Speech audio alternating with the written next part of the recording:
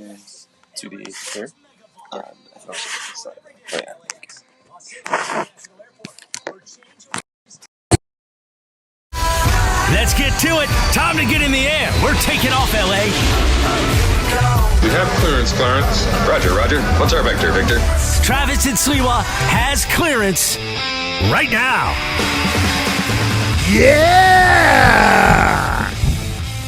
There he is, DeMarco Farr across from me, Andy Kamenetzky. We are in for the guys. DeMarco's got the sunglasses on. He's got a bat. He's got a bat that Bat in my hand. he is using as either his air guitar or he is using this bat to enforce. You play that song one more time, I'm tearing this place up. That's my jam. See, don't start.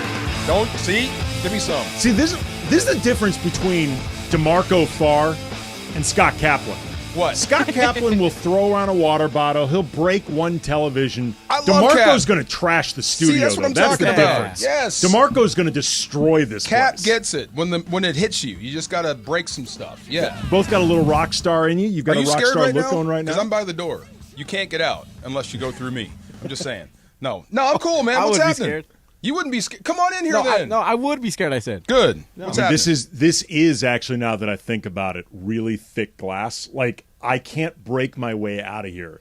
So if for whatever reason, DeMarco, you want to block the door, and my only way out is through you, former NFL player, former Super Bowl winning defensive tackle, who is way bigger than me. You go through the window? I can't. You can try. This window's like these. Look at that wall. Look how thick that wall is. No, for people who've never seen us in this studio, like, we're basically inside an aquarium. And that's like one of the things that people, when they come visit the station, they can watch us as we do this show. I don't know if this is quite like bulletproof glass, but it's pretty close. It's like, pretty this tight is in here. Thick Yeah, glass.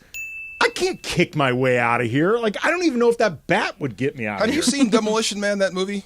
The Stallone movie? Yeah. Wesley Snipes, great line. He asked the guy, "How much do you weigh?" "Why?" And he throws him through a window.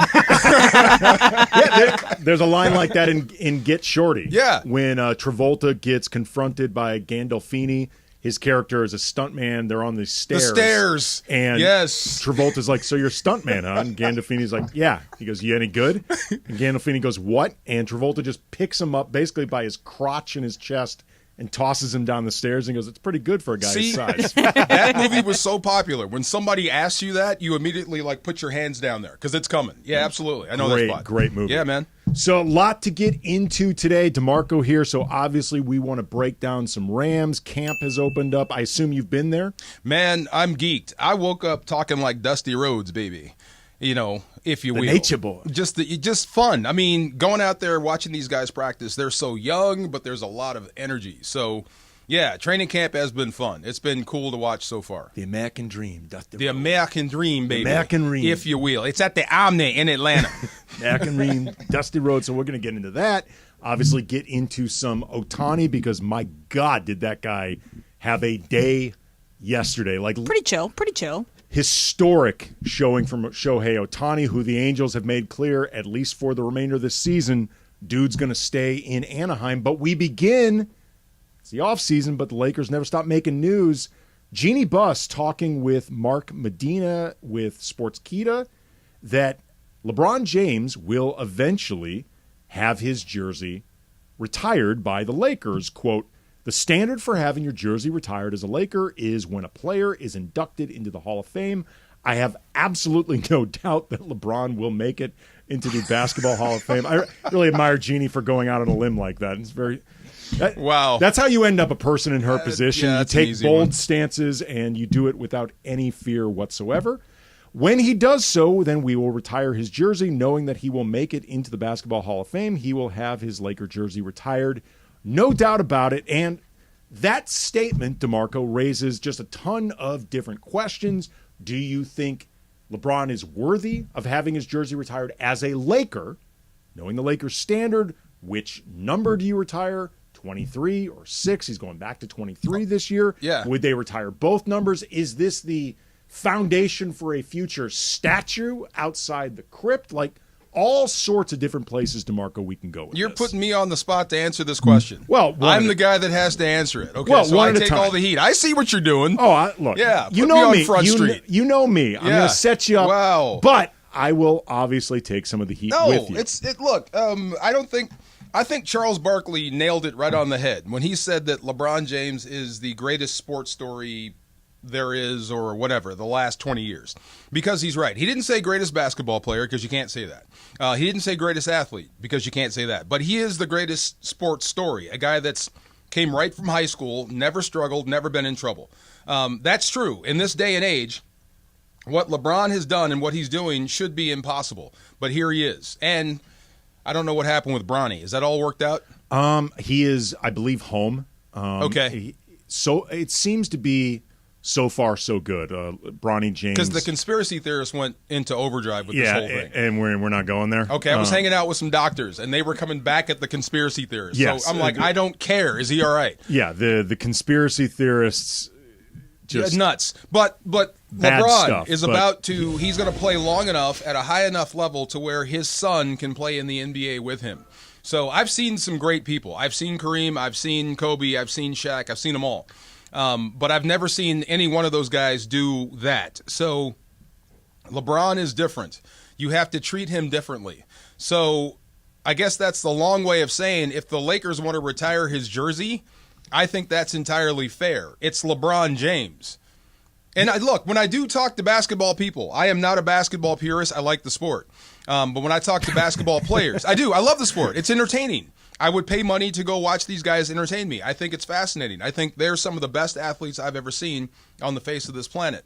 But even the guys that have played against him, when I asked them in an off-color way to give me your top 5 best players of all time, I am surprised at how many times he comes up in the top 3. I would be more surprised if he didn't. That's what I'm saying. I thought that there was enough hate that people wouldn't put him there. But even people that hate him put him in their top 3. LeBron has reached a place in his career that if you're going to keep him out of that top 3, like if you want to say number 1's Jordan, fine. If you want to say Kareem, fine. Like if you want to say he's not the best ever, fine. I mean, some of this just comes down to personal taste, who you grew up with, whatever.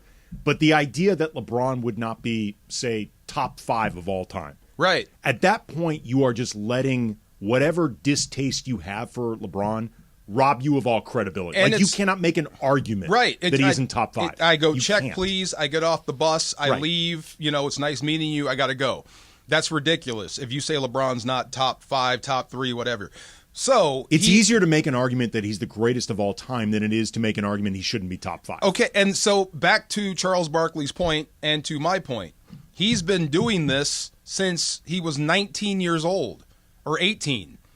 Whatever it was when he left high school and came into the NBA, and he's never really struggled. So he's special. He's different. Yeah. He gets treated differently from everyone else. So whatever rules you had, wherever he's been, they get bent or they get changed. Even the Lakers. That's what I'm saying. It'd be ridiculous not to retire his jersey or to have such rigid rules that the greatest player you've ever seen doesn't get his number retired because of some stupid rule. Well, here's what's interesting about this, I think, for LeBron specifically with the Lakers, before we even get into the idea of which number do you retire them both? Like, is LeBron's statue just an inevitability waiting to happen? By Laker standards, and remember, the Laker standards for jersey retirement are really high. If you are not in the Hall of Fame, they do not retire your jersey. Like someone like... As a Laker. Yeah, as a Laker. It's similar to the Dodgers in that respect. Right. Like, for example, Michael Cooper, great, integral part of Showtime, one of the greatest defensive players ever, much less for the Lakers. Not in the Hall of Fame. They're not retiring his number. Derek Fisher, Robert Horry, Byron Scott, like really, really great. Great Lakers. Great Lakers, integral part of winning championships. They are not in the Hall of Fame. Their jerseys will not be retired. LeBron, though, as a Laker, and I don't have a problem with them eventually retiring his jersey, just off the bat. I don't have an issue with it. By Laker standards, though, his resume is borderline. Like in terms of... See, it sounds like you got a problem. I don't have... Sounds like you got a little problem. I do not have a problem with it. I detect a little note of problem. I do not have a problem just with a little bit. Okay. I do not have a problem with it because I think he's on the right side of the cutoff. Which, again, it begins with you're going in the Hall of Fame. I think we can all agree LeBron will be in the Hall of Fame. But when you look at his resume as a Laker compared to all the other people who have had their jerseys retired, one championship, and he was the focal point of that championship, and he played an instrumental role in helping lead this franchise through Kobe's death. And LeBron really shouldered a lot of that in a way that I think was really meaningful to the organization, to the city. Like, it was a really big burden, for lack of a better way of putting it, that LeBron shouldered. One Western Conference appearance. Last year they got swept, but they still got there, and LeBron had a game 4 for the ages. And obviously he's LeBron James. But then you get into 2 missed playoffs, one and out in 2021. By Lakers standards, it's closer to somebody like Wilt Chamberlain, who played only 5 seasons with the Lakers, won championship, more winning than LeBron experienced, but not there that long. And in certain respects, not an MVP. Right, not an MVP as a Laker. As a Laker, yes. And in some respects, you retire the number because it's Wilt Chamberlain. Yeah. He's one of the all-time greats. LeBron is getting some carryover for the entirety of his career, which, again, I think that's fair. And you're right. You got the worst part of his career, you might argue. Not disputing, but yeah. But even the worst part of his career got you a championship. Right. Special. Yeah, that's what I think. That's, to make it clear, that's why I'm bringing this up. It's not to argue that LeBron shouldn't have the jersey retired. It's more just, it speaks to how uniquely high the Lakers standards are, because for just about any other franchise, it's a no-brainer. Like, they don't really have that many other players that you would even compete against for jersey retirement that would be at LeBron's level. But the Lakers, that standard's high. I'm trying to think, does anybody else qualify? Also, here's another question, too. So if, and again, this is rewriting history, obviously it's been done, but if LeBron hadn't won that bubble championship, if they got to the championship and they lost to the Heat, would it even be a question if he got his jersey retired? I think he'd still be getting it retired, but it would feel much more like you are doing this because it's LeBron. Because it's just LeBron. And it's LeBron. There's the politics of it being LeBron. Like, there's a lot that comes with being in business with LeBron, but it would be more about the LeBron of it all than the merits. He did come here and get it done. He did. He did come here and get it done. He put his name up there. Absolutely. Yeah. Absolutely. That with everybody watching. Absolutely. The end. He was the number one option on a championship team. You can never take that away, nor should you try. But it's an interesting question. So coming up, I want to hear from people, 877-710 ESPN. Let the hate begin. Here it comes. A cascade of hate. The celebration too. And we're not asking just for people who are against this. Just your thoughts on this. Which easily number should be retired? The hate will win today. Wow. Watch. You know it. Wow.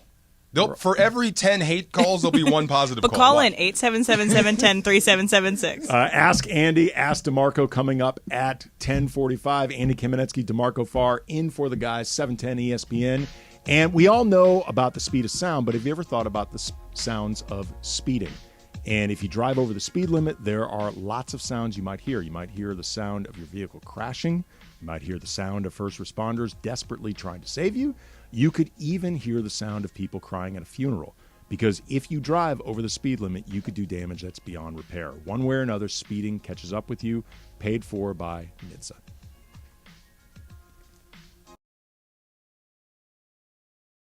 So Al and I are teaming up for your chance to win an entire office full of lunch from Waba Grill. So you're going to want to be listening all day during the 12 o'clock lunch hour for your cue to call to pick up food for the entire office, courtesy of Waba Grill. We got some ribeye, we got some chicken, we got some shrimp. I'm making it sound like I cook them myself. Look at these boom boom tacos. You can visit wabagrill.com. You can order online. Just go on in, get yourself some of these tacos. Visit your local Waba Grill location. Of course, walk right in. Of course, you can order online for delivery or pickup. Waba Grill, right? Eat smart, be healthy. Boom boom, kaboom.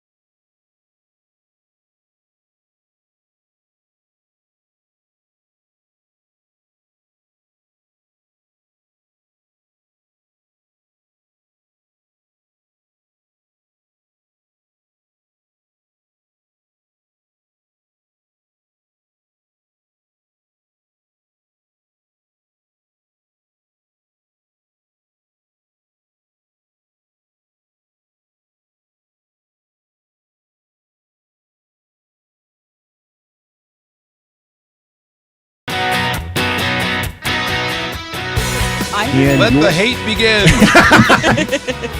I heard something incredibly disturbing today in our pre-show. You know, I just come back. I was trying to get the show together and everything, typing up our reads that we need to do.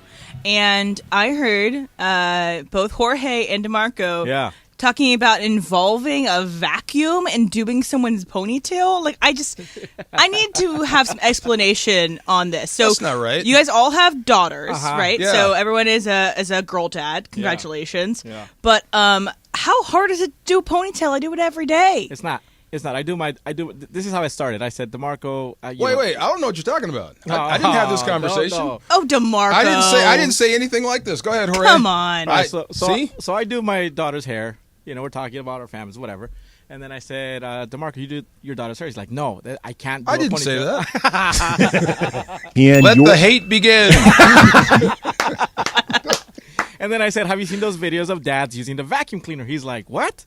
Yeah, there's guys using vacuum cleaners to, like suck up the hair and then put the that sounds way more complicated than just doing a ponytail, guys. DeMarco's reaction, that is a great idea. Well, wait a minute. I told you I never said that. But if we did have that conversation, that would be fascinating. I wish I would have thought of it. Now, are you talking full vacuum cleaner, Andy Kamenetzky, DeMarco Farr in for the guys? Are you talking like a full-on Hoover or a dustbuster? Like what size? Like a vacuum, right? Like what size vacuum cleaner are we talking? With the hose attachment. The hose on the end, and not the you're not going to put your daughter underneath the. Your the child will be screaming and crying if you attempt that. Like if you think they scream and cry when they do the ponytails normally, which often does happen because kids hate having their hair done. Yeah, a little tender-headed. You try involving a vacuum cleaner, like that. That's going to get a call from like Child CPS? Protective Services. Like you're no, having me do my daughter's hair should get a call from Child Services. Okay, that's terrible. So, DeMarco, I want you to walk me through what you do when you're doing your daughter's hair if it's a ponytail. Like, what is your plan of attack on it? I sit her down. I usually give her something like to read or play with or, and then I go, honey, she's ready. And then I walk away. Yeah, no, I do not do that. I can't do that. Andy, I have anxiety. What about you? When my daughter was young enough that she needed help, I could do the standard ponytails. Yeah. Frankly, I used to want to just let my daughter's hair run wild because she had this really fun, spiky hair. Yeah. It's kind of like a Sid Vicious look. That I preferred that. I used to get really mad that my wife would always make her hair look. Yeah, I'm like, no, like this. It's only going to stay like this for so long. Like, let it go free range. But now, I mean, she doesn't need my help with a ponytail. This morning, though, she wanted a braid ponytail. I can technically do it. So a braid and a ponytail. So a ponytail, and then you braid that ponytail, and then you close it off. Yeah, I can't do it well. Okay. I have done it before. Like, in a pinch, I guess it could do. She needed my wife's help to actually have it look good. There you go. See? I send you guys a video so you guys can check it out. We'll post it on the social. Vacuum. Yeah. Okay. Oh, no. Okay, just easy. Just the thumbnail of this. I like it. Like, seriously, this is a CPS visit waiting to happen. Oh, my goodness. Well, Jorge, what do you do for your daughter? I sit her down, wet her hair, and then try to get as much as I can, have the scrunchie ready in 3 fingers, and then once I get enough, I wrap it around the scrunchie, and then that's it. I'm done. It's easy. It's super cute. Put a little cute bow in her hair or something. Yeah, at the end, you put a bow or something in the front. Yeah. My dad almost exclusively did our hair for a long time. My dad loved doing our hair, and I have 3 sisters, and so it's all girls, and he just enjoyed it. He used to paint our nails for us. Like, he used to enjoy the girl daddy things of it all, and I really appreciate that. But guys, doing a ponytail is not that difficult. Well, your dad, Tim Tebow? See? I feel less than now. See? There's no better way to transition from a conversation about hair than to LeBron James. Wow. Yeah, his hairline did come back, right? Oh, sure, it comes and goes. Yeah. Okay. Like that. As that show, the shop. It's all good. LeBron may be winning the battle against Father Time. Yeah. But he needs to give up the battle against the hair gods. Like, hey, man. He has been losing that thing. No. And I can say this. LeBron, don't listen Embrace to him. it. I can say this. Yeah. There comes a moment where you just have to give in and lean into reality.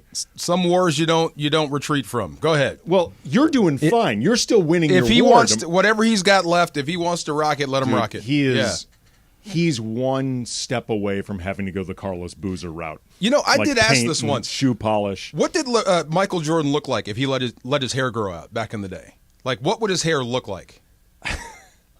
Because he made bald cool, right? But if he did let it grow, what does it look like? Okay, remember Raj? That's what I thought. Okay. A producer, kind of like Raj. With a hole? Yeah. Oh. It would be like kind of a Bozo the Clown look. Oh, okay, long, but he's would. going to be losing something, right? It would Somewhere. It would be a Bozo the Clown, a Hulk Hogan. Okay. That's what you're talking about. Yeah, no haircut. I'd like to see LeBron go like a year without a haircut just so I can see where the real spots are. Yeah. Well, I think we already see where the real spots are. That's pretty obvious. Travis and Sliwa Show has teamed up with Waba Grill to give away lunch for your office. Listen today during the Waba Grill lunch hour on 710 ESPN for the cue to call, and you could be the Waba Grill Workplace of the Week. That's today on 710 ESPN, thanks to Waba Grill. Waba Grill, eat smart, eat healthy. I kind of don't like Emily right now. Why would you put that out there? How dare you? You know, now I feel less than. You know, I feel like I'm a bad dad. Less than. It's just giving you something that you can work on and you can try to achieve. You know, I think it's a great bonding time between dad and daughter. We got plenty of bonding. I don't have to do hair. Yeah, not all dads have to do hair. Look at it this way. I just gave you a new skill. You learned a new skill. Exactly. Yes. But see, that was between me and you. Yeah, see, you know. Well, then you better talk about it in private. Unless it's a really serious issue, anything that gets talked about is public fare. I forgot where I was standing. Like, That's it's right. always threatened to be public. We were talking before about LeBron, the hair issues and whatnot. Yeah. He is going to have his jersey eventually retired. Jeannie Buss confirmed this to Mark Medina in an interview, saying that basically the standard for the Lakers is you have to be a Hall of Famer. We can all agree LeBron's going to be in the Hall of Fame. What else? So his jersey's going to be retired. Let's go after these. Check. What's the next one? Question of whether you retire number 23, whether you retire 6, whether you retire both. Should he eventually be getting a statue?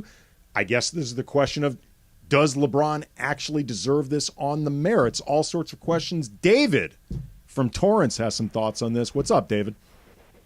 Good morning, gentlemen. Hey. Good morning. Good morning. Okay, so here's my comp with the actual real greatest of all time was already on the wall, and that's Wilt Chamberlain. 1 championship with the Lakers. He was there for 5 or 6 years. I would say the same thing for LeBron. You know, 1 championship, 5 or 6 years. He's done everything he needs to do. My personal opinion is Wilt's the greatest of all time, but LeBron's certainly in the top 3 or 4. Yeah, and got to be there. You raised a point that I mentioned before, David, and appreciate the call. Just LeBron has earned it, but by Laker standards, and again, this is more about the Laker standards and just their history of success. The Laker standards are so high that LeBron can't reach them. LeBron is on the low end of the spectrum for jersey retirement as a Laker. Like, again, specifically as a Laker. Like, for the Heat and for the Cavaliers, it's a no-brainer. Of course he would be getting it for both of those organizations. There's not even anything to talk about. But for the Lakers, again, I don't have an issue. I don't think I want to be that team. Our standards are so high that LeBron James can't reach it. Well, you know what? It's funny, actually. Wow. When LeBron decided to join the Lakers as a free agent, I remember hearing from a lot of Kobe fans, and there had been a very perceived rivalry between LeBron and Kobe. In the eyes of a lot of Laker fans and a lot of Kobe fans, LeBron had been elevated in the discourse above Kobe before really earning it. So I feel it felt like a lot of them thought that like LeBron was going to come here and it would somehow threaten Kobe's legacy. And I remember telling people, that is never going to happen. That's back to the Barkley point about not getting in trouble. Even Kobe had a hiccup. Well, it's not even that though. Yeah. Kobe did way too much as a Laker for LeBron to even to attempt touching that. Like, Kobe was a 20-year Laker lifer with 5 championships, an MVP. LeBron would have basically needed to win 4 or 5 straight titles to even come close to touching Kobe's legacy as a Laker. I used to tell Laker fans all the time, don't worry about this. Yeah. Like, this is not a thing. LeBron, and LeBron, he had a shot for a minute. He could have, maybe. Well, look. If you want to argue that LeBron's... That's over now. Yeah. If you want to argue LeBron's career was better than Kobe or that LeBron was a better player than Kobe, that's a different discussion. But there Go was till you're blue. Yeah. There was not a chance, like not a prayer in hell that LeBron would have possibly touched Kobe's legacy as a Laker. And it speaks to, by the way, if you join the Lakers, you're joining a great history, you're often in a position to win, but it is pretty much impossible. Forget becoming the greatest in franchise history. Well, don't forget, like a top 5. Yeah, don't forget, the Lakers wanted him too. Oh, they wanted to bring him here. Much as he wanted to come here. Oh, it's not even. Yeah, so this was a partnership. The Lakers needed LeBron at the time way more than LeBron needed. So this is a little bit different, but I think that's where my elevator stops. Is retirement? Yes. How can you not retire LeBron's jersey? Sure. Don't be that team that doesn't honor LeBron in some way. But standards are important, though. I mean, I know that he probably needs it, but I think he transcends all your rules. I mean, some guys do. Like Wilt Chamberlain kind of transcends your rules. You bend them a little bit. But where my elevator stops is you get one number. 2 numbers is for one guy only. Okay. Well, I have a feeling there are a lot of Laker fans and specifically Kobe fans who agree with you. DJ in Santa Clarita, you're on with us. What's up?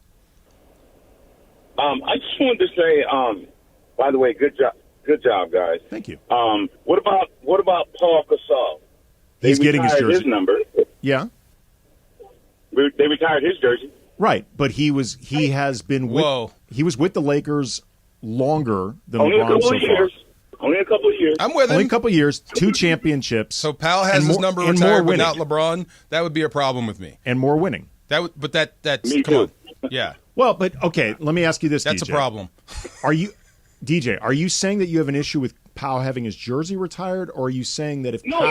not at all. Not at all. I'm saying if they did Paul's, why would they have an issue with LeBron? It's Pau, right? See? Yeah. Paul. Yeah, Paul. Pau. I get where he's coming from. Boom, boom, pow. Pau. I get where he's coming from. Right. Yeah. Well, look, I appreciate the That call. is a bad look. Appreciate the call, DJ. Pau goes up and LeBron doesn't. You could maybe argue that Pau is on the lower end of the Lakers standard. I think so. He just made it, just passed. Right. Look, I think Pau is a no-brainer to have his jersey retired. And I mean, a lot of it is the emotional side of the Pau Gasol. And Pau was a wonderful. What's Laker. the emotional side? No, just the idea of that. We just lost Kobe. Pau and Kobe were such a big. Absolutely. Pau emotionally is right there with the crazy thing before we go to the break, the crazy thing with Pau, because he's got the Hall of Fame induction coming up pretty soon. He's going to have his jersey retired. These are all moments that Pau earned for himself, and he is, I think, the greatest player ever from Spain. He was an amazing, amazing talent, an even better person. He had the greatest I didn't do nothing look in basketball. When they foul, it's obvious, but they look like I didn't do anything. Great look, But all of his moments, in a lot of ways, are going to be these reminders of Kobe being gone. Yeah. Because Kobe would have been there for the jersey retirement. I feel 100% confident saying that if Kobe was still alive, he'd be the guy inducting Pau. And I think Pau would have wanted Kobe to induct him. And in a lot of ways, to Emily's point, Pau is this sort of ambassador to Kobe's memories and Kobe's legacy. And it's something that I think Pau has gratefully taken on. And I think it's a responsibility he takes seriously. Look at the way he's looked into Vanessa and the girls. He really wants to be that steward to Kobe's family and Kobe's legacy, all of it. It's pretty awesome. Coming up, should Travis be sweating Shohei Otani perhaps looking places other than the Dodgers coming up next season? That is next. Andy Kamenetzky, DeMarco Farr in for the guys. You never have to miss a moment of LA's mega sports station.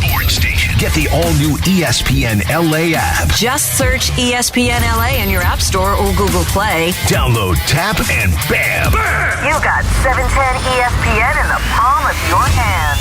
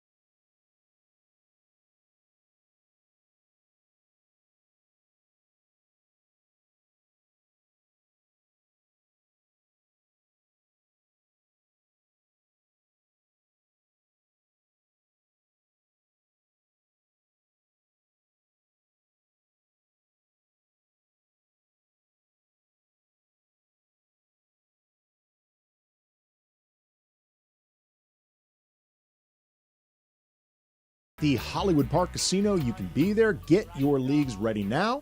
Learn more at ESPNLA.com. Hollywood Park Casino, eat, drink, and play. Yeah. Are running backs valued in fantasy?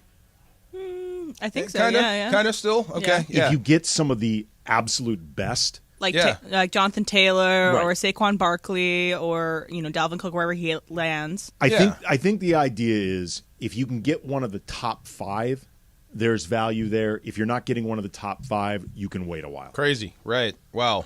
Yeah, that's a whole What do you think about this stuff, DeMarco? The running backs? Yeah. It's interesting. I feel their pain, but it is what it is. Are the Rams the job just don't pay much, huh? Are the Rams responsible for this though? Because of Gurley? Yeah. I'm sure there's some culpability there, but I mean they did right by the player. I saw what Todd went through and what he was doing for the team. So at the time, Gurley was arguably the best offensive player in the game. Yeah, pay that guy. McVay's rise, the Rams winning. I think Todd was player of the week. About 8 of Sean McVay's first 17 wins. Yeah. Even counting the season where they went to the Super Bowl and won. Well, I was going to say even the year that they won it all. I don't think the offense under McVay has ever looked as explosive as when it had Gurley at his peak. No, look, that's why I'm pulling for Cam Akers. I mean, if I'm him, I would make this season all about me. I mean, just be one of those guys that refuses to go down. Okay, can I relate a story about what you would do? Are you a wrestling guy? Pro wrestling? Yeah. Okay. Way back in the day. Quick story. Okay, so there was a wrestler named Jeff Jarrett, right?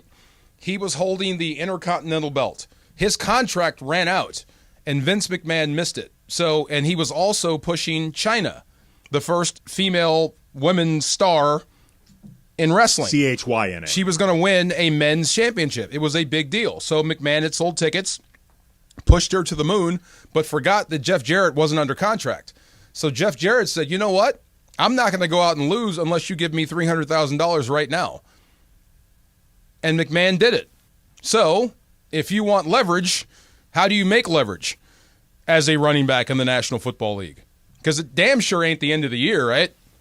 No. Just consider. Yeah. I mean, again, I understand the concept of Todd Gurley created maybe an expectation or a benchmark for running backs that wouldn't be hit, and obviously Gurley started suffering injuries, and once he started going downhill, the decline was really He was rapid. going downhill from the minute they drafted him. But it doesn't change the fact that when Gurley was Gurley, that dude was one of one. No doubt.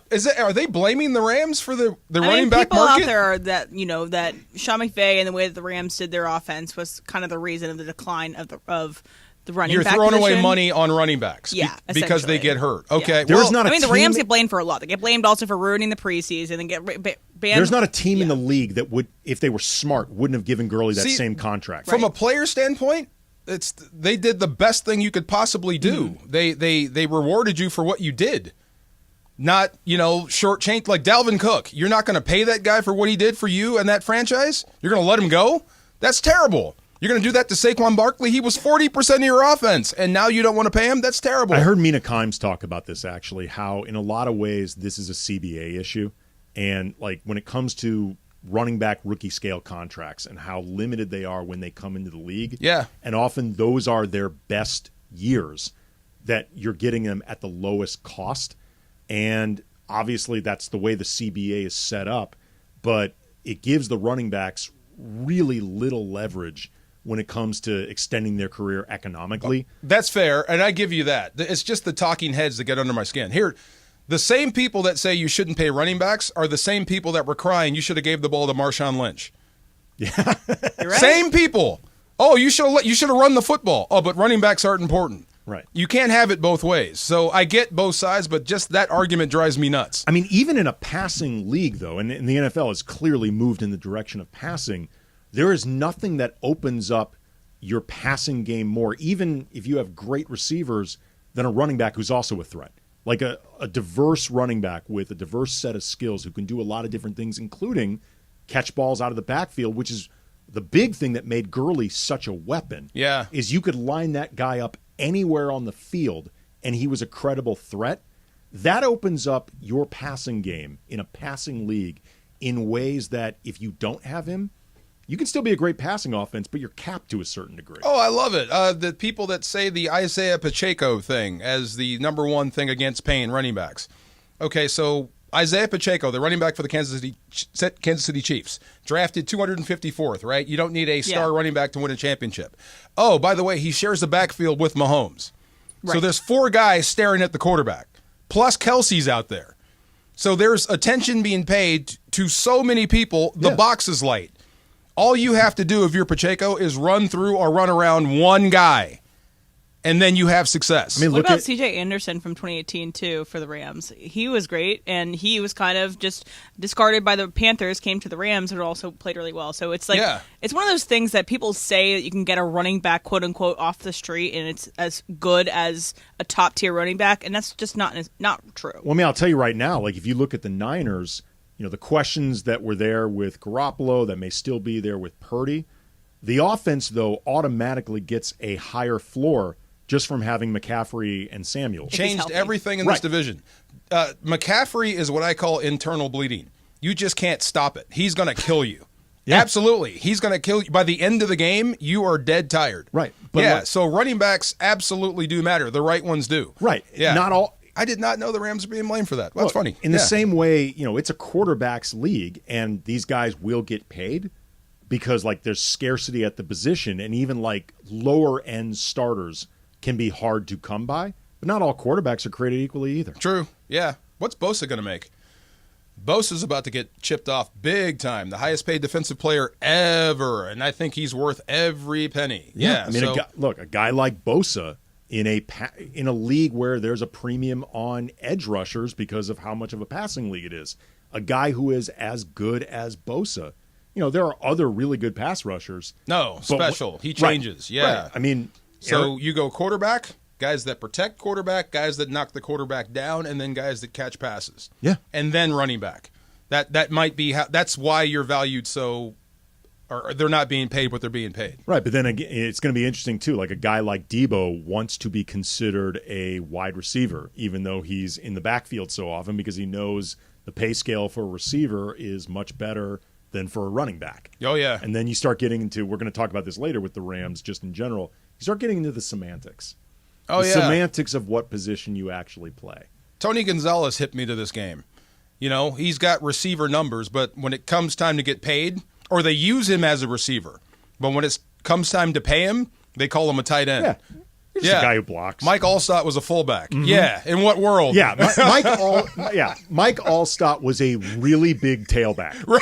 That's what he was. Right. He was a battering ram tailback. Right. Like in what world? Exactly. Yeah. Like he was, for all intents and purposes, a tailback. No doubt. A standard running back. Unless it was time to pay him, in which case, you're just a fullback. You're an obsolete position. Yeah, it's sad to say, but I guess my only advice to kids is don't play running back. Or find another position. Or become a running back that can split out, if nothing else. Right. Be that guy. All right, we will get eventually to whether or not Travis should be sweating Otani's future as a Dodger. Does it actually exist? But coming up next, Ask Andy, Ask DeMarco. Hit us up on Twitter. Call 877-710 ESPN with your questions. Andy Kamenetzky, DeMarco Farr, in for the guys, 710 ESPN.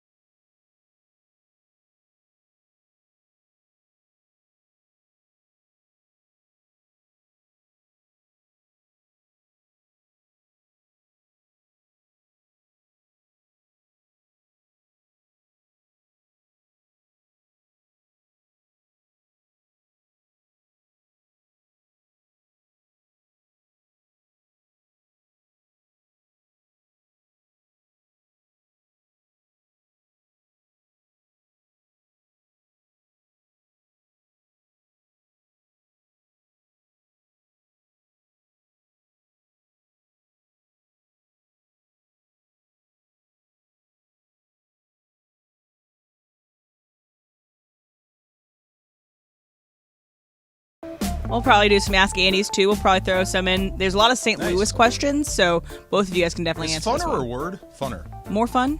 Funner. More fun? Funner has become like a commercial word. Okay. Yeah. Funner. Yeah. Okay. All right, so this one's from Daniel Tapia, and this is going to be directed at both of you. Uh-oh. So you're invited to a barbecue that starts at 4 p.m. You wait all day to eat, and when you show up, nothing is cooking. How long do you wait before you storm out and get a burger? All right, DeMarco, you start off. Sorry. Immediately. Just come back when you're not hangry. Right. Come on. I mean, I reject the premise of this question because I'm not waiting until 4 to eat. Okay, fair. I just won't. I will not do that. If for no other reason than I don't want to be the guy who's upset at the barbecue for blank. Yes. Like because I don't want to put pressure on the hosts to have everything going like the minute I show up. Like, what if I'm the first person there? Right. And everything isn't ready to go. Like, I think, honestly, if you wait till 4 o'clock, you're the problem. I can wait till 4, but if I pull up and I don't see smoke, I don't smell food, I'm crafting the excuse on the way. You're going to run to In-N-Out, and then you're going to come back. No, I'm crafting the excuse. You know, dog is sick.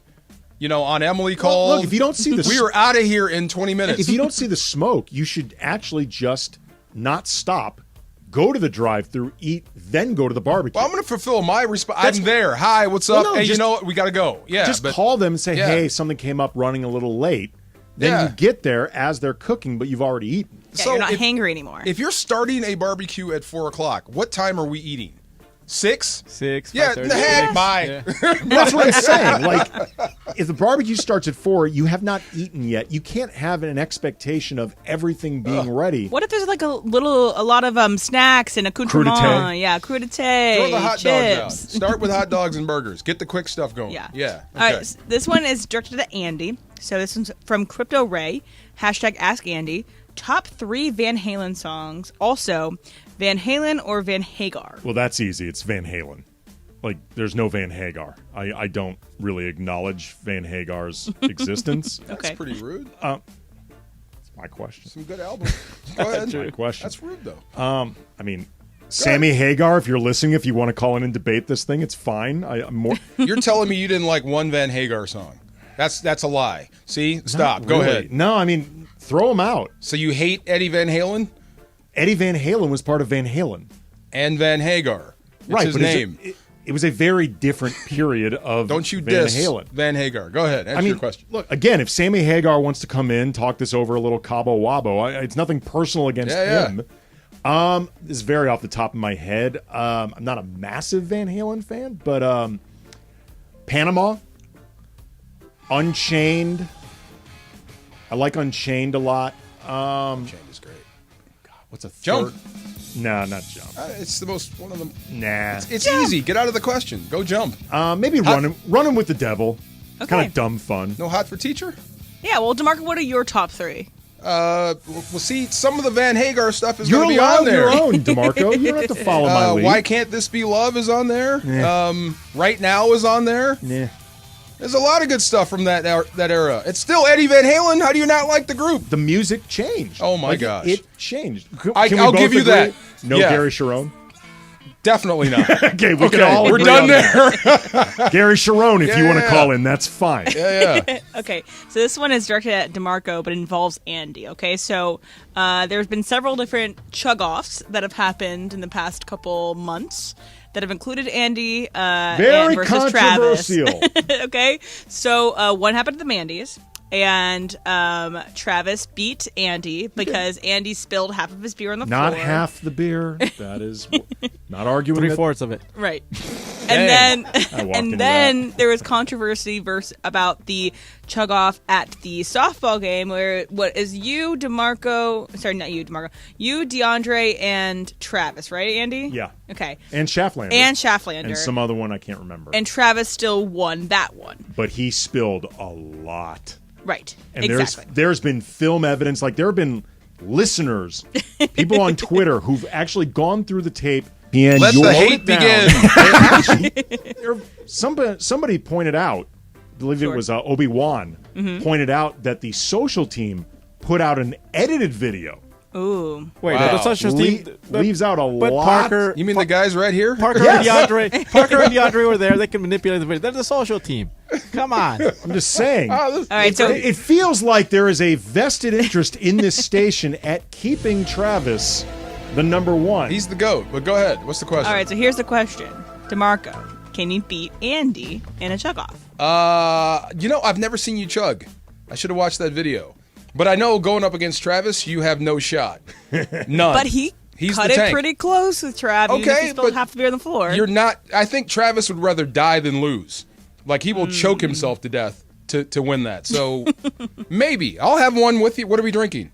Let's just make it It's got to be a light beer. a straight Jalisco. I'll go with you. Could probably be good. Yeah, Sure. I'm confident in my abilities, but I've never seen him I'm choke. not- by the way, I'm not even claiming. I want to make this clear. I'm not even claiming that I won at the softball game. I'm not claiming that.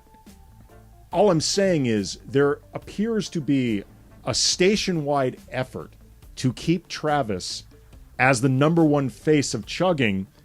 Now, why would they do that? Look, To quote LeBron gets Brian all the Windhorst. calls. LeBron gets all the calls, so does Exactly. Travis. He's the GOAT. Exactly. Yes, he's earned that. All right, so this one's from Big E, and I'm going to direct it at both of you because I don't know if this still existed when you were there, DeMarco, but did young Andy ever visit the floating McDonald's in St. Louis? And I don't know if it was still there when you were there, DeMarco. It's the one. It's The one that was on the riverboat. Yeah. Yeah.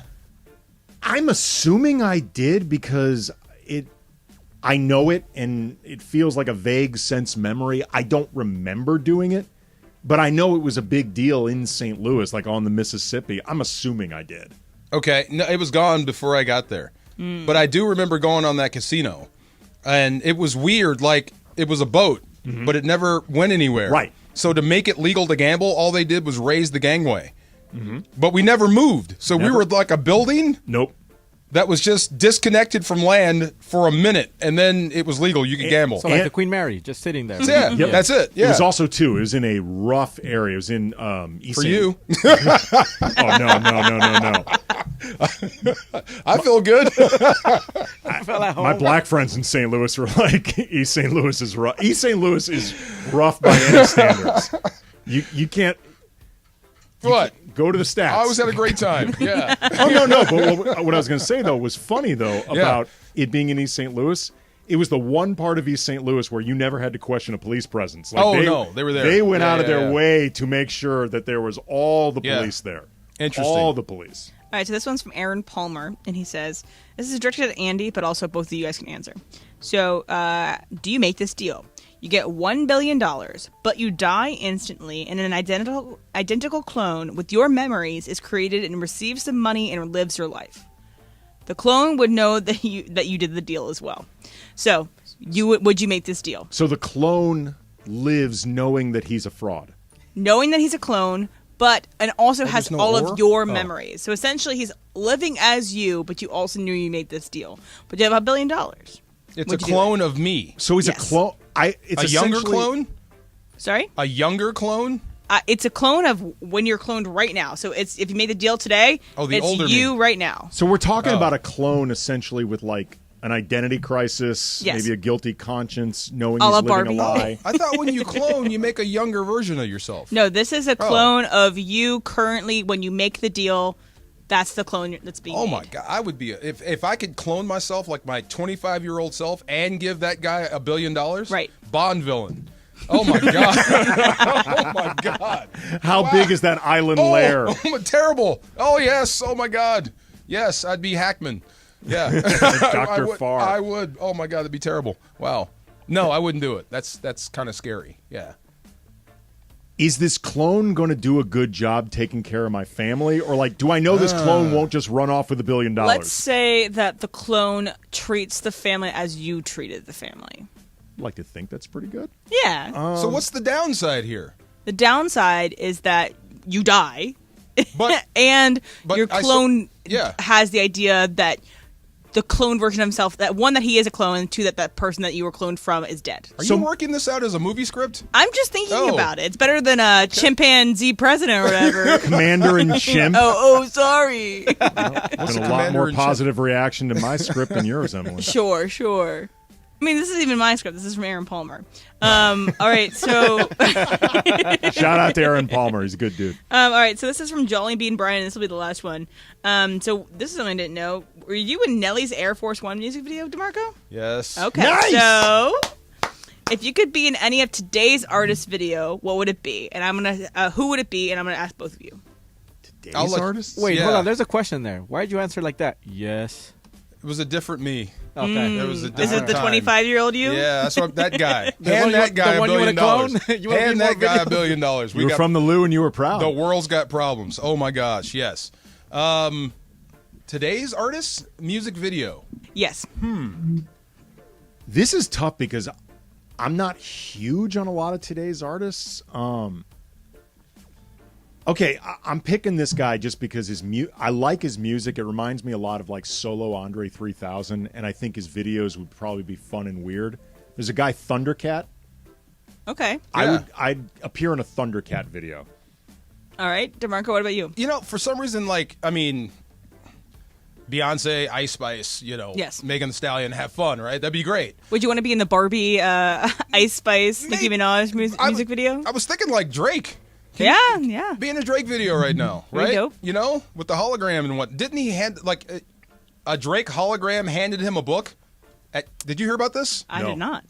There was a hologram of a younger Drake sitting on a couch, and Drake now is talking to his young self. Oh, is it like the commercial with LeBron, the younger version of himself? And the younger version hands him a book, but he really handed him a book. Like, how did you do that? It's a hologram, but it's weird. Yeah, so if he's like that on the edge of James Cameron-like stuff, then I want to be in that video. Wouldn't that be fun? Yeah. Right now, Jorge's watching DeMarco bounce around with Nelly. Oh, there he is. Oh, my God. There he is. Wow. Do you see what's in my ear? See what I mean? Yeah. That's Ice. It got an earring. How much did that earring cost? A lot. $1 billion. A lot. Do you See look what I mean? back on that and think I'd love to have that money? I can't even look at that guy. I don't even want to see that. Look at the velour Could that guy sweatsuit. do a ponytail? Velour, you're Look right. at the velour sweatsuit. You know Who what, in though? the heck To be did I fair, think I was? Yeah. Velour is so comfortable. Oh my God, it was great. So comfortable. Yes. Oh my goodness. Like yeah. all clothes really should be made from velour. So that's Ozzie Smith with me. So yes, that whole scene right there, we're breathing nothing but weed smoke. That's right there. You're looking at us. Yes, this whole place should is be a made contact clear. guy. None Oh my of God. the weed smoke was coming from We Ozzie need to Smith. know more about this on the other side for Yeah, sure. it definitely was not coming from Ozzie Smith. Coming up, should Travis be concerned about an Otani-less future? Oh boy, for the Dodgers. That's next. Travis and Sliwa. The fun way to drive home is with Sedano and Cap. Do we go ahead and get the onion rings and the fries, or do we just go and do what you want to do? I don't want to do that. It's just going to make me feel bad. I don't want to do that. Sedano and Cap. Today at 4 p.m. on 710 ESPN.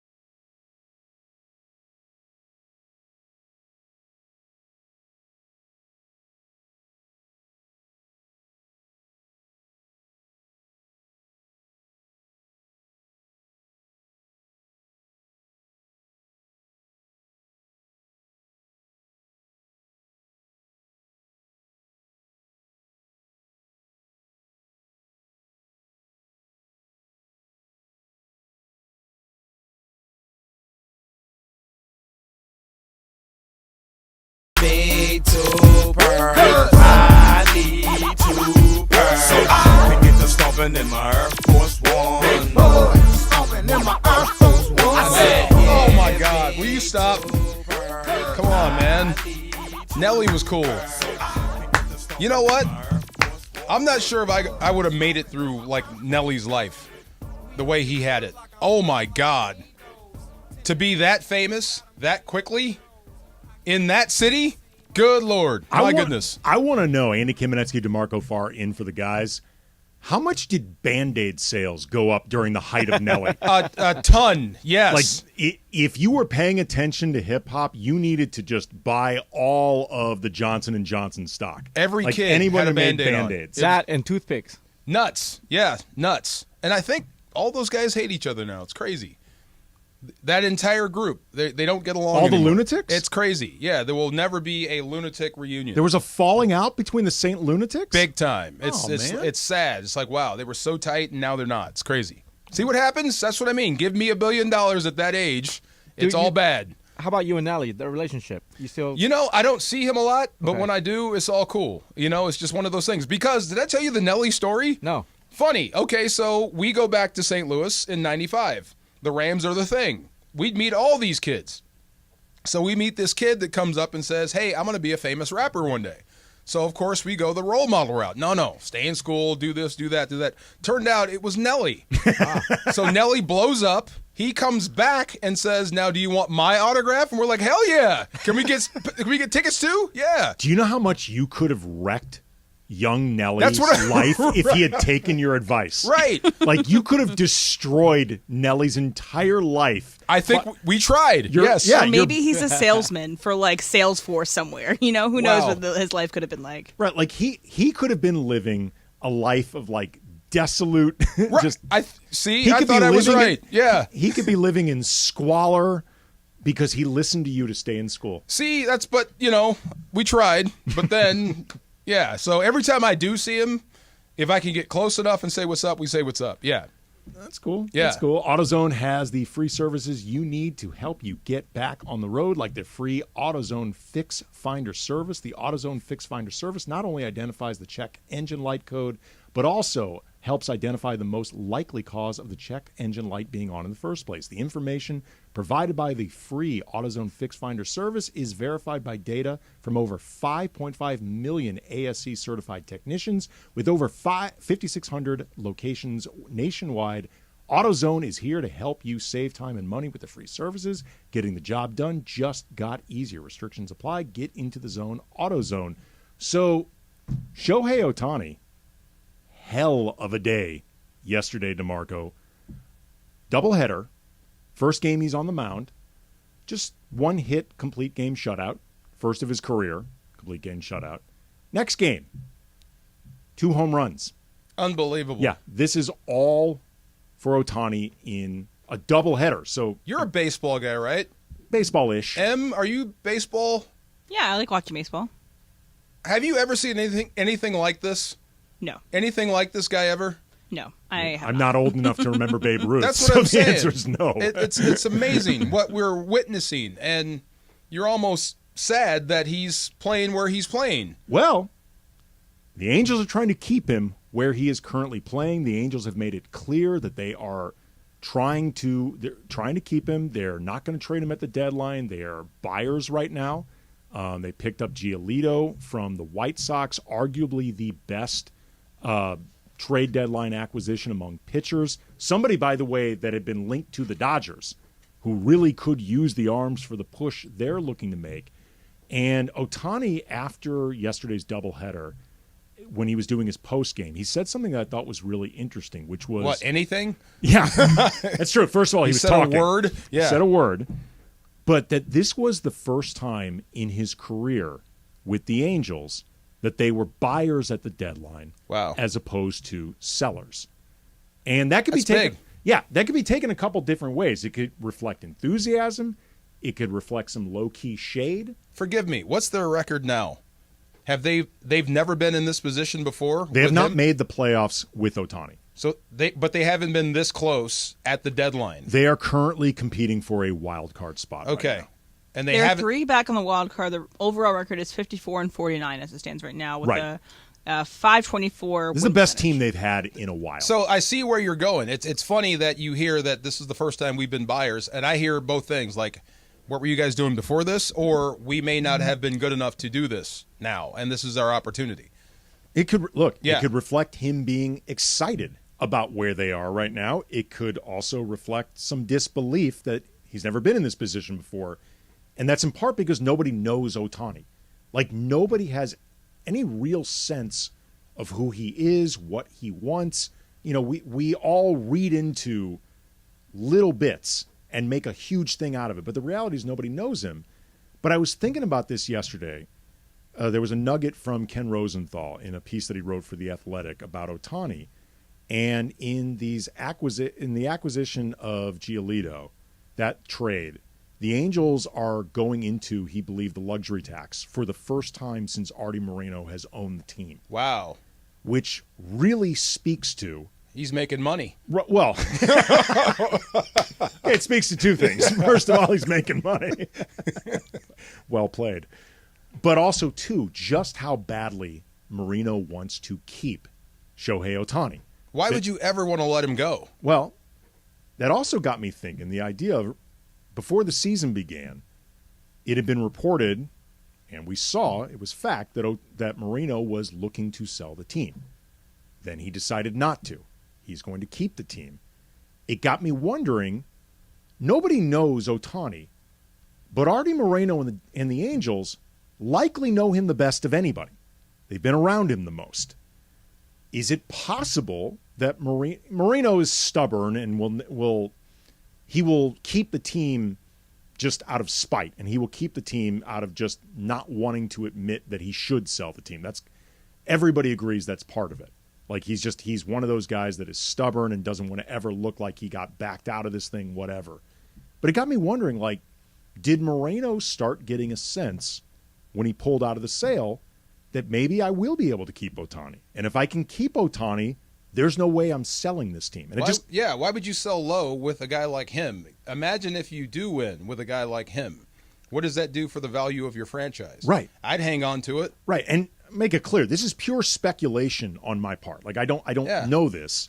But at the same time, all the people reporting on baseball inside, like, none of them really know Otani either. Like, everybody is playing a guessing game.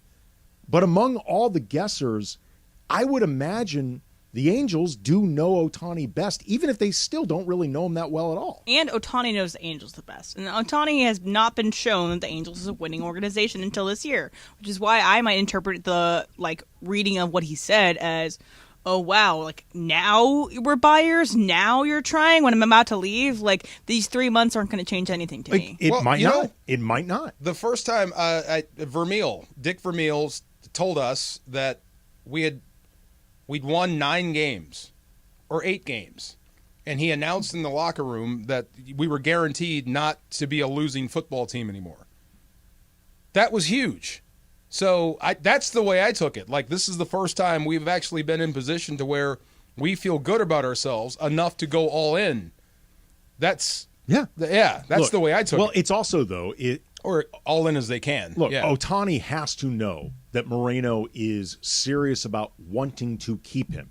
It may not be enough, because, again, nobody really knows the criteria that Otani's breaking down, but he's got to know they made this move. Giolito was somebody that the Dodgers really wanted, so if nothing else, this is a shot across the Dodgers' bow. Yeah. Like, the Dodgers really needed to get somebody like Giolito. Like, they're connected right now to Nolan Arenado, and wow, he could be helpful if they make that trade with the Cardinals, but they really need the pitching help more than they need the bats. They could still get Stroman, they could still get other people, but no one's a game changer that's available. But what I think is interesting about this, though, is beyond the fact that nobody truly knows what Otani wants, the Angels made this move at the Dodgers' expense. Like, there's no other way to interpret it. Like, I'm not saying it's the reason that they did it, but it is something that hurts the Dodgers, one of their competitors for Otani, or perceived competitors, in the process. Like, it's a twofer. But they also gave the White Sox 2 huge prospects. But huge for the Angels is relative because their farm system isn't that good. And also, Giolito is a rental. It's a 3-month rental, and then if you sign him longer, then sure. But it's the same way. The Dodgers could get him if they want to in the free agency, just so they could Otani. I love rentals. I do donuts and rentals. Absolutely. It's not my car. Yeah. Right. Right, but what does Travis say? Travis swears that has Otani been, is what? Going to be an Angel? No, Dodger, no. 100%. Travis has been really confident that the Dodgers are getting Otani. He's been treating this like it's a done deal. Would you agree?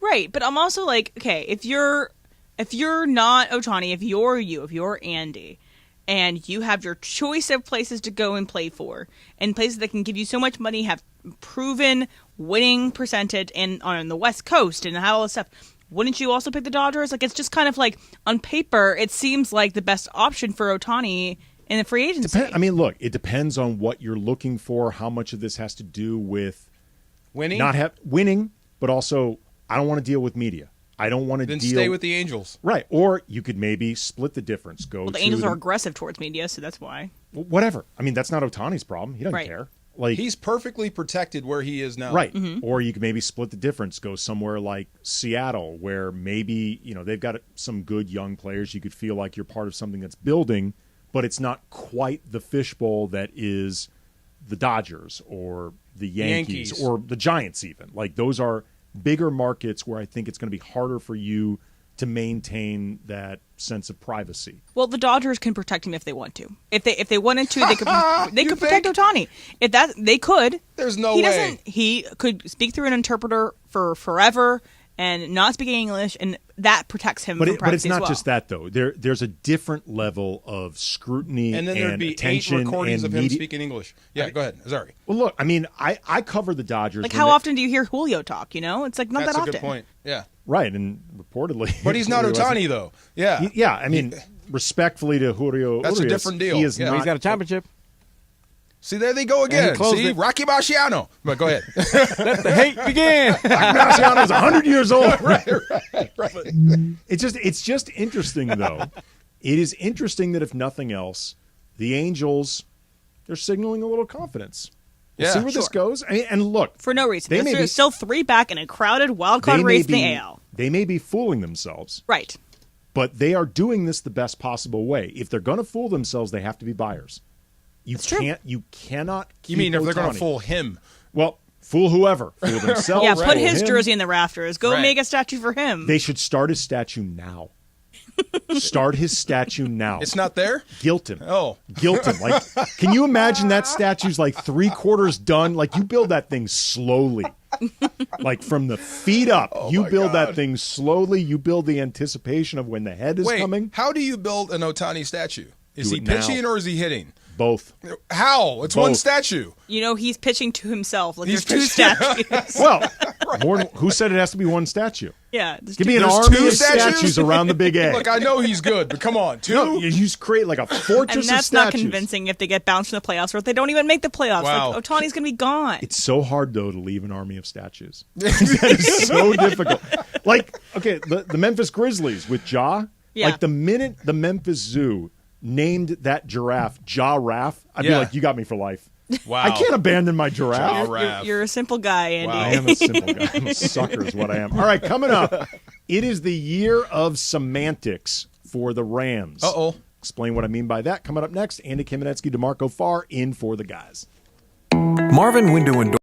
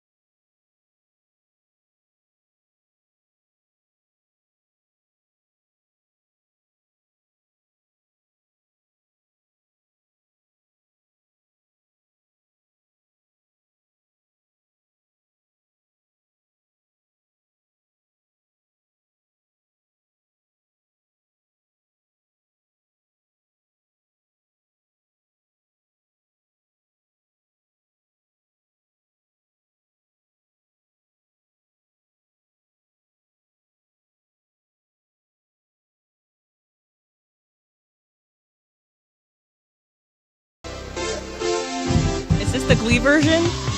The Glee cover? That's Diamond Dave right there. Do we have for this show, is there a breaking news sounder or breaking news sponsor or anything like that? What happened? I'll put it on the screen for you, but yes? Breaking news, courtesy of Ken Rosenthal from The Athletic. The Dodgers close to an agreement to acquire Lance Lynn and Joe Kelly. Lance Lynn. Wow. Welcome back, Joe Kelly. He also said possibly mentioned first by Joel Sherman. Wow. Ken Rosenthal's a gentleman. And Lance breaking Lynn news. And Joe Lance Kelly. Lynn. Yeah. Did they pitch together in St. Louis? Probably. I remember both of them. Probably. Yeah. When I first heard about the Dodgers connected to Lance Lynn, my immediate reaction was Lance Lynn is still in the league. Still, yeah, he's still a hoss too. Yeah, he is a hoss. Still a big dude. He's got about a 9 ERA or something. Oh, but poor guy. They're hoping for better things. Breaking news on 710 is brought to you by Valvoline Instant Oil Change, home of the 15-minute drive-through oil change. Visit SoCalOilChange.com for locations and coupons today. Dodger fans, if nothing else, they get to break out the Joe Kelly memes again in the face. Oh my God! Who did he plug that? Who did he hit? Joe Kelly. he was aiming at Correa.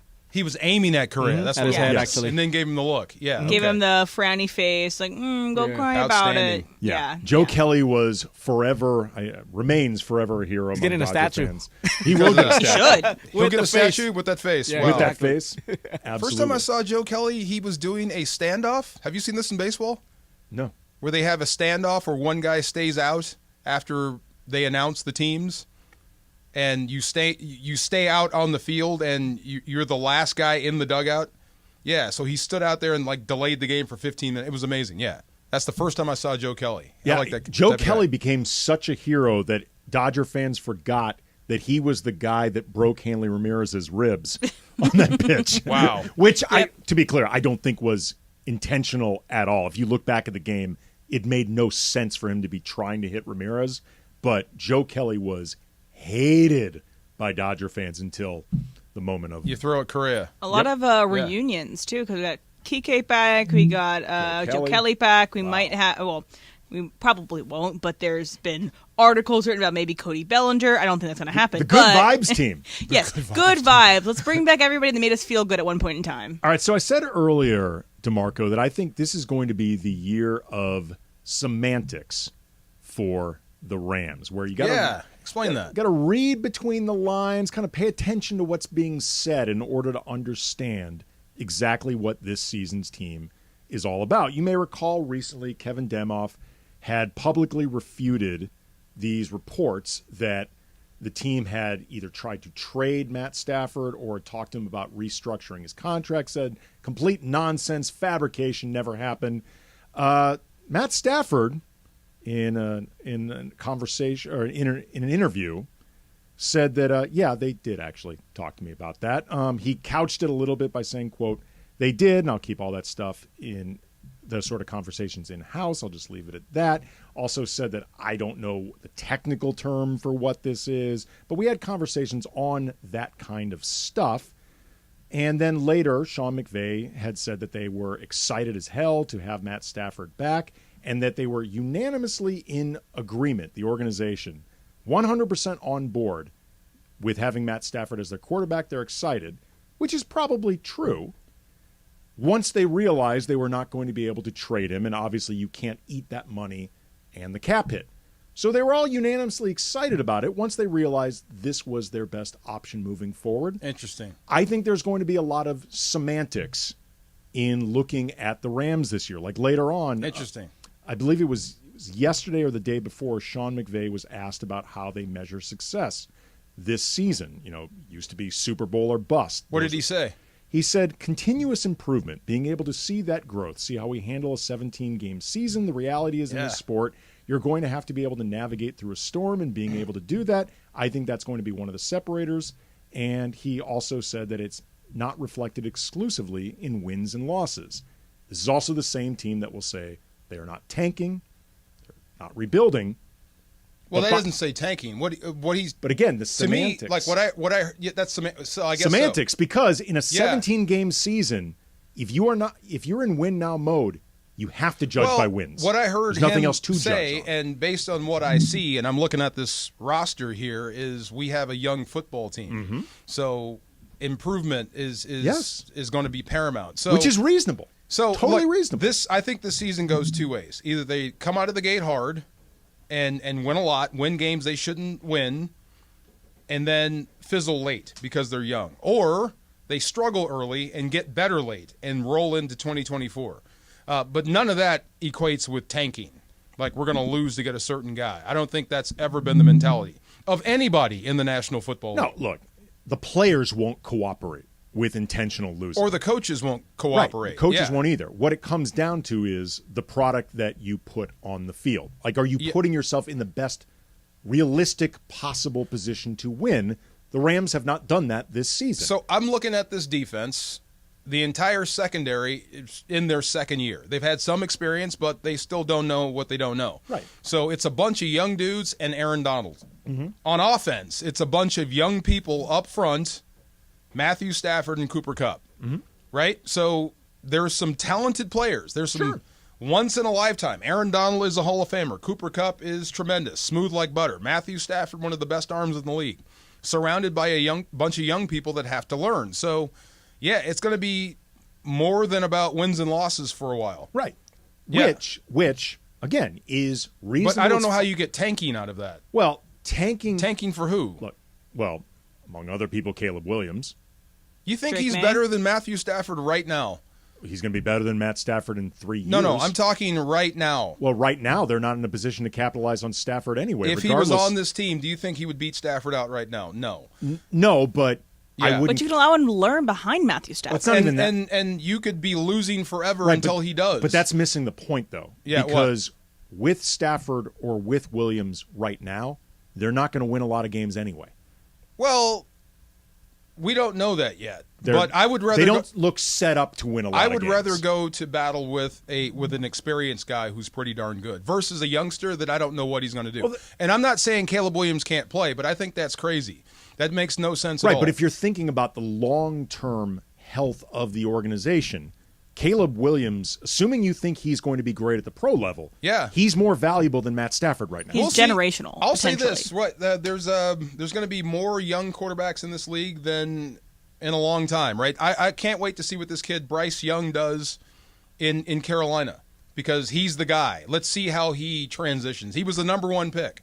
Let's see how he works out. Let's see how all these young guys that get their start early. Let's see what they do and how they go about their business. Some of it could be an abject failure and a disaster. So you tanked for more disaster. That doesn't make sense to me. Well, here's the thing, though. It's, again... And everybody's always fascinated with new. New. Yeah, new means you're going to win. Look, at one point, Matt Stafford was new. At one point, Aaron Donald was new. Everybody starts out new. Right, and Matthew won late. He did. That's what I'm saying. So, yeah, it's just weird. But go ahead. Well, again, you have to be thinking about where you are as an organization. And they were in win-now mode, like serious, extreme win-now mode for, 5 or so years. Let's see. Yeah. Like, basically... Definitely after they lost to the Patriots. Well, I mean, in the really, Super Bowl. Really around the time of McVay's arrival. And for the most part, those moves, I think, paid off well. They won one Super Bowl, went to another. They were largely a winning organization. I think they're really well run. But at some point, for most organizations, you have to hit a reset. They're in a reset moment right now. They're not going to talk openly about being in a reset moment. And so it's clear there's nothing wrong with them being in a reset moment. But because they are in a reset moment, if you're asking me who would be more valuable to this organization right now, Stafford or Williams, assuming you think Caleb Williams is an NFL quarterback, the answer is Williams. It's not even close. Because when the guy's starred in college football, he's a star at SC. Right. He hasn't thrown past one in the NFL. Again, assuming you think he will be great. Well, that's a big assumption. I'm just saying. But, I mean... But I don't know when the Rams are going to be good enough to capitalize on Stafford anyway. I don't know how soon that's going to be regardless. They may never be in a position to capitalize on having Matt Stafford at this stage of his career in enough time where it's worth having him. Wait. Explain that. You lost me. How long do you think it's going to take for the Rams to become a Super Bowl caliber team? Well, who can predict that? Well, okay, No one can predict that. Based on the roster they have now. Yeah. How long do you think it would take?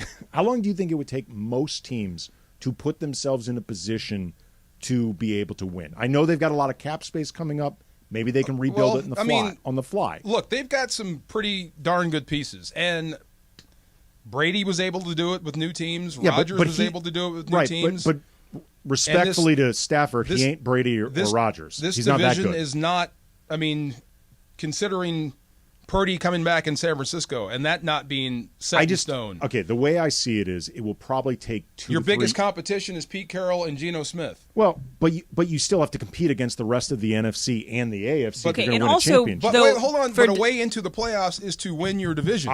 Of course. You can be bad against everyone else, right, but just win your division and right. you're in. So what I'm saying is the West, with San Francisco being, I guess, so what do you call that? There's a Fluid, wide open. question mark at quarterback outside of McCaffrey. Question mark there. Arizona, They're their a best mess. player is still hurt, and they're a mess.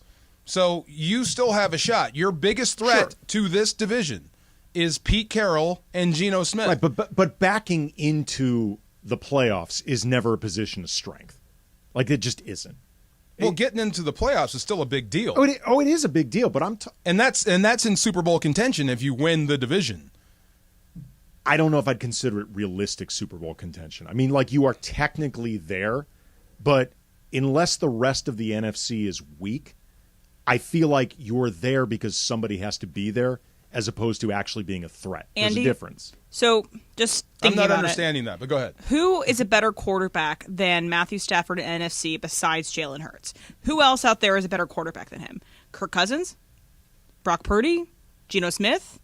Kyler Murray? Like, there's not many other people out there that are better than Matthew Stafford right now. But, DeMarco, to put that, though, Matthew Stafford was a great quarterback last year. Obviously, he got hurt. But a quarterback, one receiver, and Aaron Donald do not make a playoff team. But I don't think I've never seen a run of bad luck like the Rams had on the offensive line. You're right. Where the starter gets hurt in 3 plays. The backup comes in, and you lose him in 1 play. So one of your starting centers you had to call back from the police academy. I'm serious. I have never seen such a run of bad luck. Then they had to fire the coach. They reset that entire room. So if you give him better protection, if you give him a running game like Cam Akers, if he starts the season the way he finished it, then last season is a mirage. So, or last season could be the start of Stafford feeling his age, and that's starting to become a thing. If he doesn't get beat up and you keep him upright, you still have a shot. Look, so, yeah. Again, I feel like if you are playing the odds from where the Rams are right now, it would probably take 2 or 3 years to really put yourself in Super Bowl contention, just because most teams need time to gel anyway, and next year's team is going to be really different than this year's team. We know that. Like, we can agree on that. Unless this team plays out of its minds, they're earmarking everything towards next offseason anyway. Yeah. So you have to have a couple seasons to gel. By then, Matt Stafford's almost 40. See, I think you think that he's about done. He's closer to done than he is. Wait till you see this guy up close. Okay. Yeah. We'll see. We'll see. And you can see it tomorrow if you want to go see Sedano and Cap out there at training camp. Look at you. Right? Look at you. Yeah, Always promoting. As long as we're promoting, the Travis and Sliwa Show has teamed up with Waba Grill to give away lunch for your office. Listen today during the Waba Grill lunch hour on 710 for the queue to call, and you could be the Waba Grill Workplace of the Week. That is a good workplace to be. That's today on 710 ESPN. Thanks to Waba Grill. Waba Grill. Eat smart. Be healthy. Coming up next, Factor Cap, Andy Kamenetzky, DeMarco Farr in for Travis and Sliwa. Prescriptions require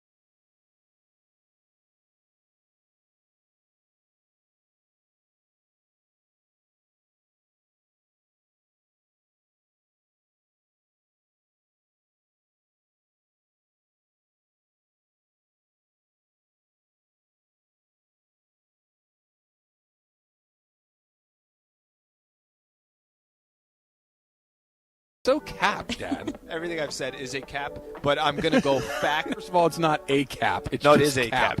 Welcome to Factor Cap. Hey guys, yeah, that last segment got a little contentious, guys. We're going at each other here on radio. I know it's good. It's good. I'm excited for the season. I'm excited to be out there next Sunday. I'll be out there the day after I go see Taylor Swift, so I'll probably still be all in glitter to go to Irvine. It'll be great. All right, so first up, LaShawn McCoy talked about how he paid the price for spoiling Avengers Endgame at the time. So, people who spoil movies are the worst. Andy, Factor Cap. That's a fact. You want to give people the opportunity to learn everything in the moment, have no anticipations. Like I actually often try to see as few trailers as I can leading into a movie. I don't read reviews anymore. Like I go out of my way not to listen to reviews. Like the Big Picture podcast, one of the Ringers movie podcasts. I listened to that one, yeah. Yeah, I'm a really big fan of it. But if I know they're talking about a certain movie that I want to see and haven't seen yet, I will avoid that part of the podcast. Or you'll wait till after you see the movie to listen to it. Yeah, like I used to be the opposite. I used to be, when I was younger, I would be somebody that would seek out trying to read all the reviews. The discourse. Yeah, and now I'm like, you know what? There's too much discourse. I think it's a great word. Social media, Twitter, all that created too much discourse. I want less discourse. Yeah, I feel like I knew the entire plot of Barbie before I even went and saw it. DeMarco, what about you? Do you think that spoilers are... people who spoil are the worst? You know, that's very grown up of you not to read that stuff. And I do the same thing. I kind of tune out. But if I ask, please tell me. Like if you went and saw Mission Impossible and I want to go see it, haven't seen it, and they'll start telling me about the movie and they'll do a great job. Super plot driven. Not trying to spoil it, right? But then they'll say, well, go see the movie and I can't tell you this. If I ask you to, then please tell me. Okay. But don't just Well, that's offer not it. spoiling it, though. Yeah, because I'm asking. Right, that's but don't ruin it. But Shady McCoy, dead to me. And I loved him as a player. But dude, are you kidding me? When did he do this? This was back in like 2019 for Endgame. Yeah, it was like Endgame. Was it like a big public thing that? Yeah, it was on like a podcast, like either right before or right after the movie came out, but like not enough time for everybody to go see the movie and then spoiled Endgame. We were 10 years invested in Marvel, and he ruined the whole thing. There's something like that where like it's a super plot-driven surprise point that you want to have people's pure reaction for. I feel like it's different, but if it's a movie with not that much plot, I feel like it doesn't really matter. Well, plus DeMarco hit the nail on the head with like the Avengers thing. It's a long 10 time. years. That's a long time. Wow. There's no like books about it, so you can't like if it's like Harry Potter. If you knew the ending of Harry Potter, it's not really a spoiler. You had 5 years to read that book, you know, so it's a little different than that. Jorge, what do you think? Yeah, I'm with the guys. Andy, on Twitter, on social media, you see some people posting stuff. I try to avoid it, and I just want to have the same experience. I remember that like everybody's doing it. Yeah. During Succession, like if there happened to be a Laker game going on during Succession, it was so hard for me to comment on the game with my Twitter feed without seeing Succession stuff. Like it was this impossible dance. Wow. Yeah, I feel like there has to be some sort of spoiler warning. There has to be some sort of embargo for certain things. But I feel like you can say, "Oh, I really liked the episode," or like, "Oh, this was cool," as long as it's not a spoiler. Because I feel like you want the people to to enjoy it to its fullest extent. I did ruin The Usual Suspects, but it wasn't a spoiler. I just figured it out before anyone else. So did I, actually. And I yelled it out, yeah. Oh, my God. Okay, you could have done without that. But that was with a bunch of dudes, yeah. I appreciate those tweets that say spoiler with a little alarm on it. Those are cool. Like, that's cool. Thank you. And also a lot of times, too, like podcasts I listen to, too, they'll have like big spoiler announcements if they're about to go into like the spoiler content of it. Or they put in the description. All right, so Subway is going to introduce something where if you legally change your name to Subway, you can get Subway for free for the rest of your life, and they will pay too to have your name legally changed to Subway. So you would change your name for free food for life from somewhere. DeMarco, Dr. Cap. Free food for life from anywhere. It could be anywhere. Mastro's. It could be the Michelin star restaurant. But it's got to be. I got to take the name of the restaurant or the food. No, the name. The restaurant. So if it take was the Mastro's, name of the restaurant. Yeah. So if it was Mastro's, your name would be Mastro's. God, that's a hard one, man. You got one? Well, that's cap though. I don't think I can do that. Here, somewhere like Mastro's though, That's not bad because the food's really good and it sounds just like a name. Yeah. Like if you just went up to someone, hey, my name's Mastros. Hey, Mastros.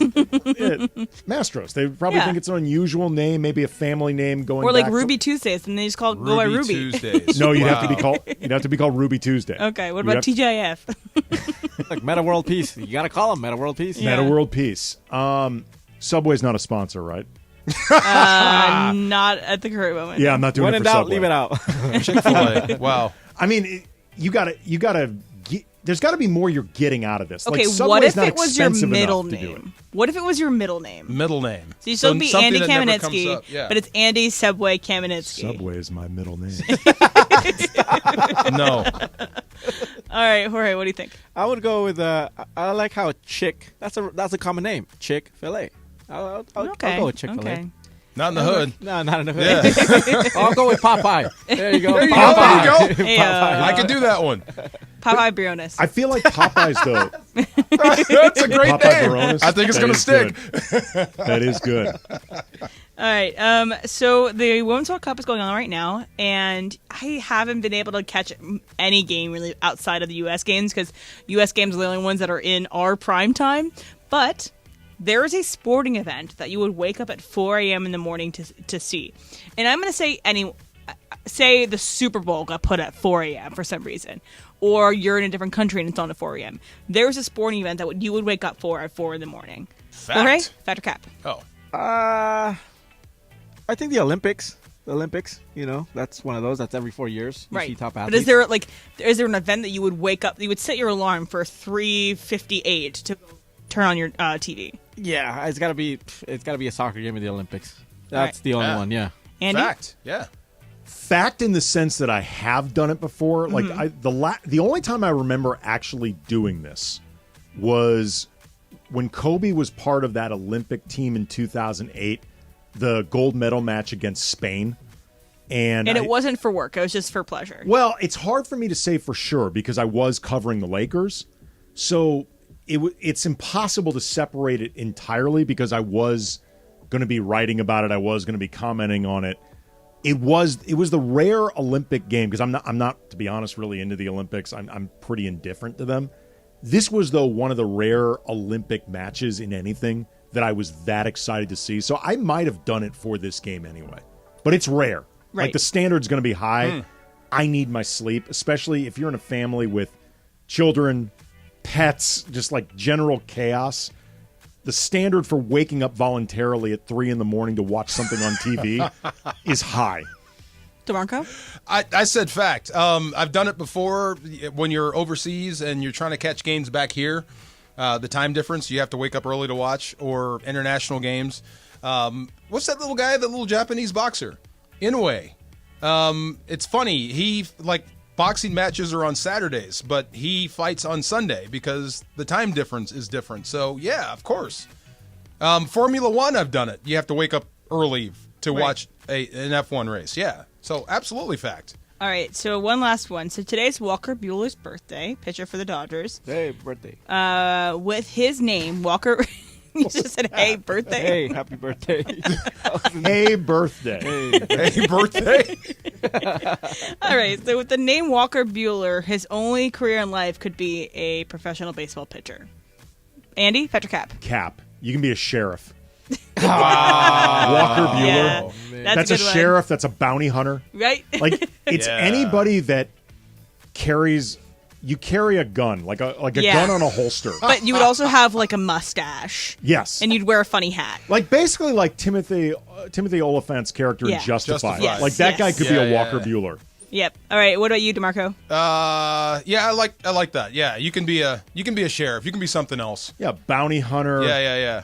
Collector. That's a of good sorts. one. Collector. Leave it up to you to decide what's being collected. A chef. Walker Buehler. Yeah. Chef Walker. Yeah. Just leave me alone. Okay. Hey, birthday. My bad. It's Friday. Hey, birthday, Walker. All right, coming up, Sean Payton said something, the new coach of the Broncos, about another coach, one of his contemporaries, that I'm not sure I have ever heard a coach say about a contemporary. DeMarco, I love you. even more rare than that. DeMarco, you played in the NFL I want to get your take on this. Andy Kamenetzky, DeMarco Farr in for Travis and Sliwa.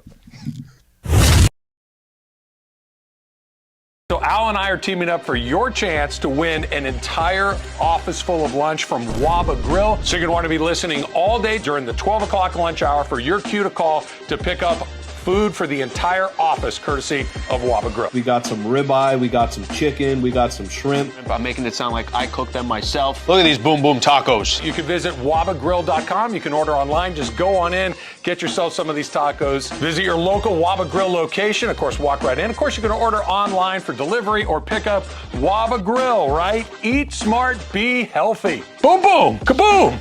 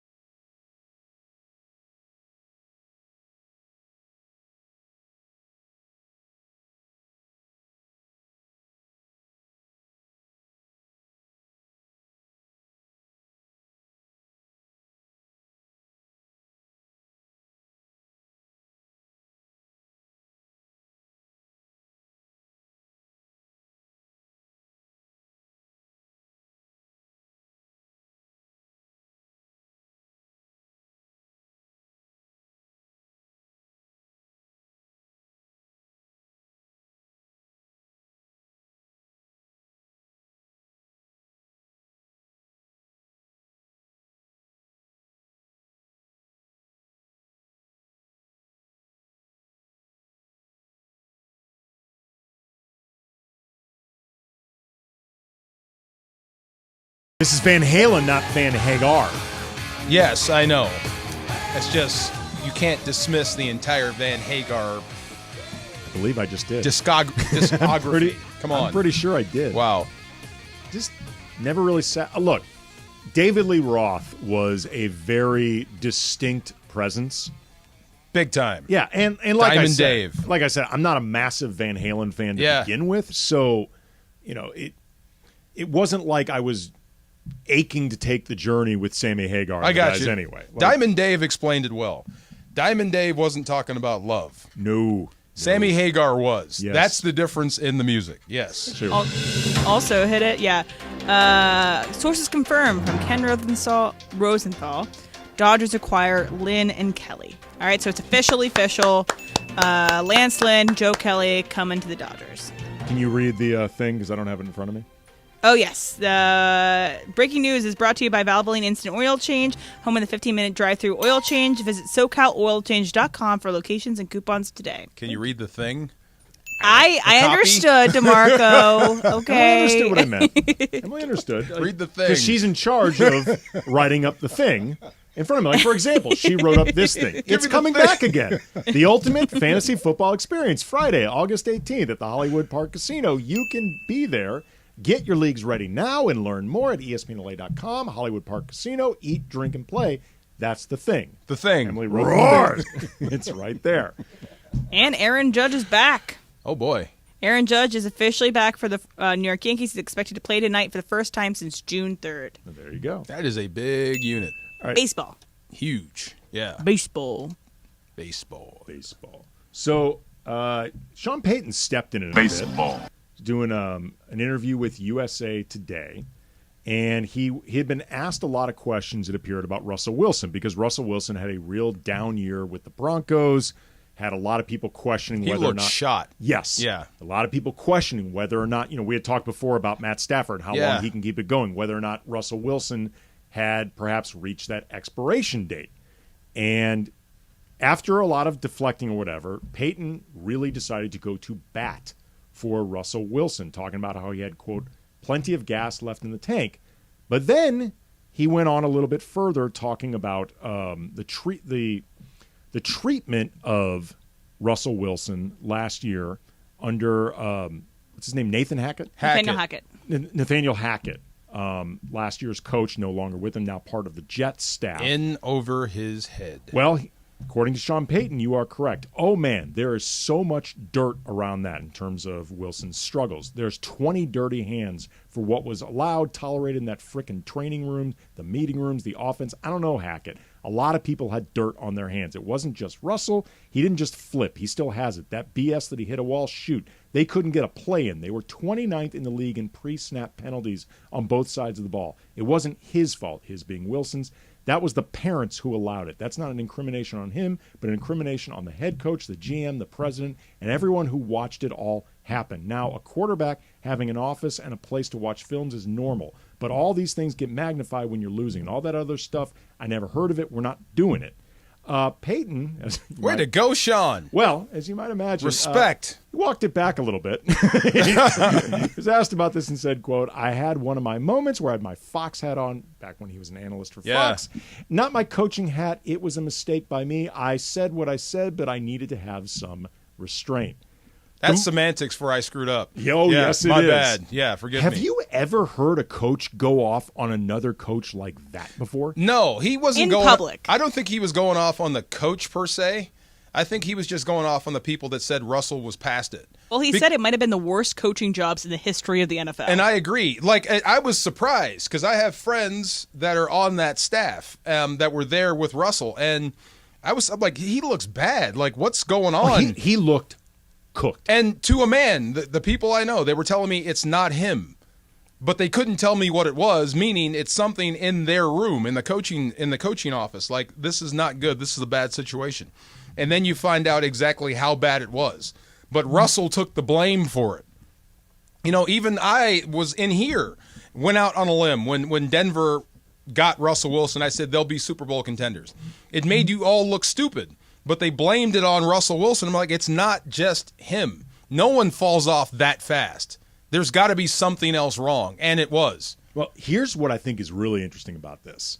Like, obviously, Sean Payton going there in a way that I have never heard a coach criticize another coach for their job performance like that. Like, I've heard coaches be like, that dude's an a-hole, like, I don't like that guy, where it's very clear there's animosity between us. You know, that guy needs to mind his own business. He needs to shut his mouth. I've heard it, but not publicly, but they do talk about coaches like this. Right, well, I've heard publicly them go off on other coaches as people or personalities. I've never heard a coach go off on another coach basically saying, that guy doesn't know what he's doing. Well, that guy did a bad job. Yeah, you could screw it up for the rest of us, you know, by screwing it up so bad. But here's what I think is really interesting now.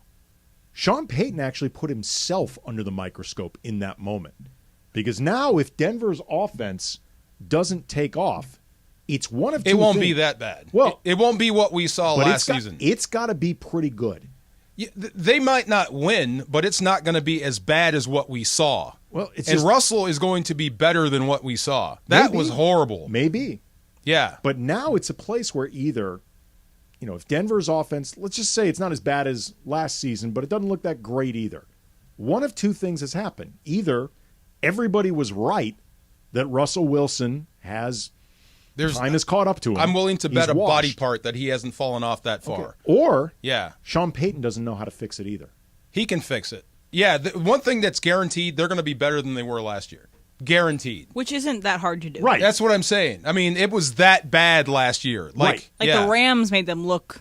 hey, stop. Look at you. Right, but Sean Payton, though, talked this up in a way where it's like, look, Russell Wilson still has it in a way that can look like Russell Wilson. Mm-hmm. We will look like a Russell Wilson team this year. If they look, okay, you know, not as terrible as last year, but not Russell Wilson, then again, it's one of two things. Right. Either Russell Wilson really has fallen off, or Sean Payton talked a game that he can't back Well, up. Russell Wilson, he's past his prime. I'll give you that. But Russell Wilson looked like he fell off a cliff. It looked like he was cloned, and this guy didn't know how to play football. Like he forgot the football memory. And so also they play each other week 5.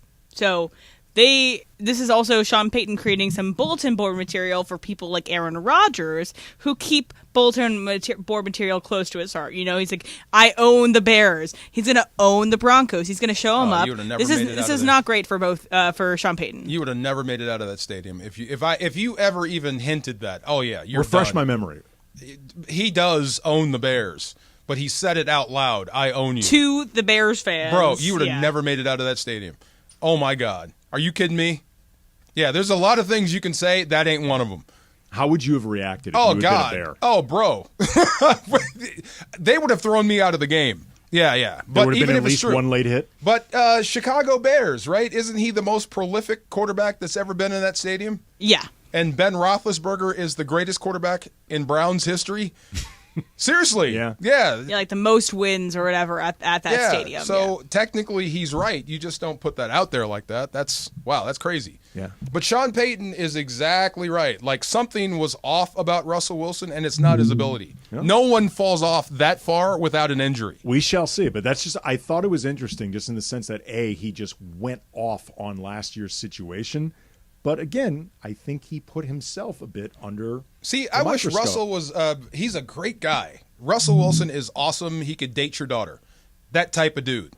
I wish he wasn't that nice. I wish he would tell the truth. Then you would know why last season was last season. Look, maybe Sean Payton opened the door a little bit for him to tell a little more truth himself, Russell Wilson. So we'll see, if nothing else, how Wilson responds to these comments, because he's going to be asked about them. All right, coming up next, LeBron will be getting his jersey retired. Jeannie Buss has confirmed on the record, once LeBron has finally hung him up, is a statue coming. That is next. Andy Kamenetzky, DeMarco Farr. This is Travis and Sliwa. Mason, Ireland. Mason and Ireland.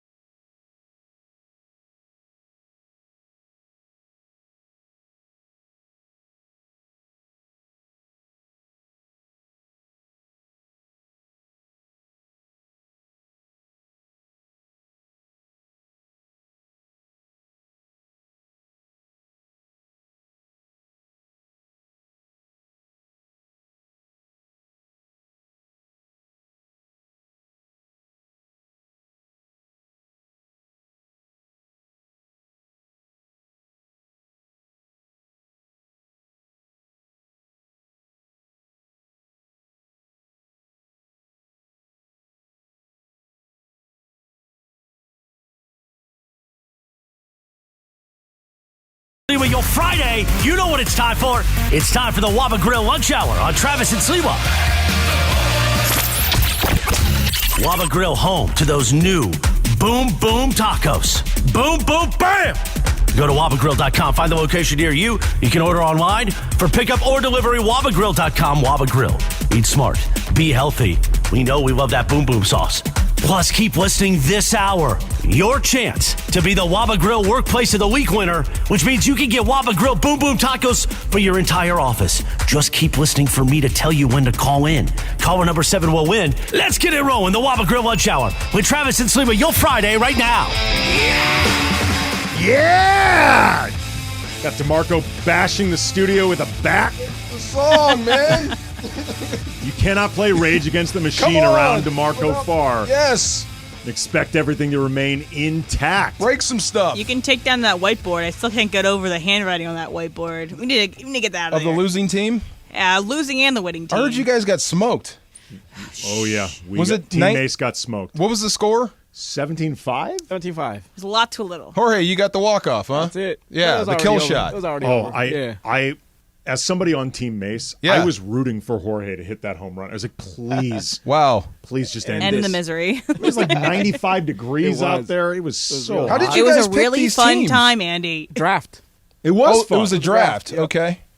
It was fun, but I was ready to move on to the next stage of fun. Who'd you hit the homer off of? Ron Mitchell. Okay.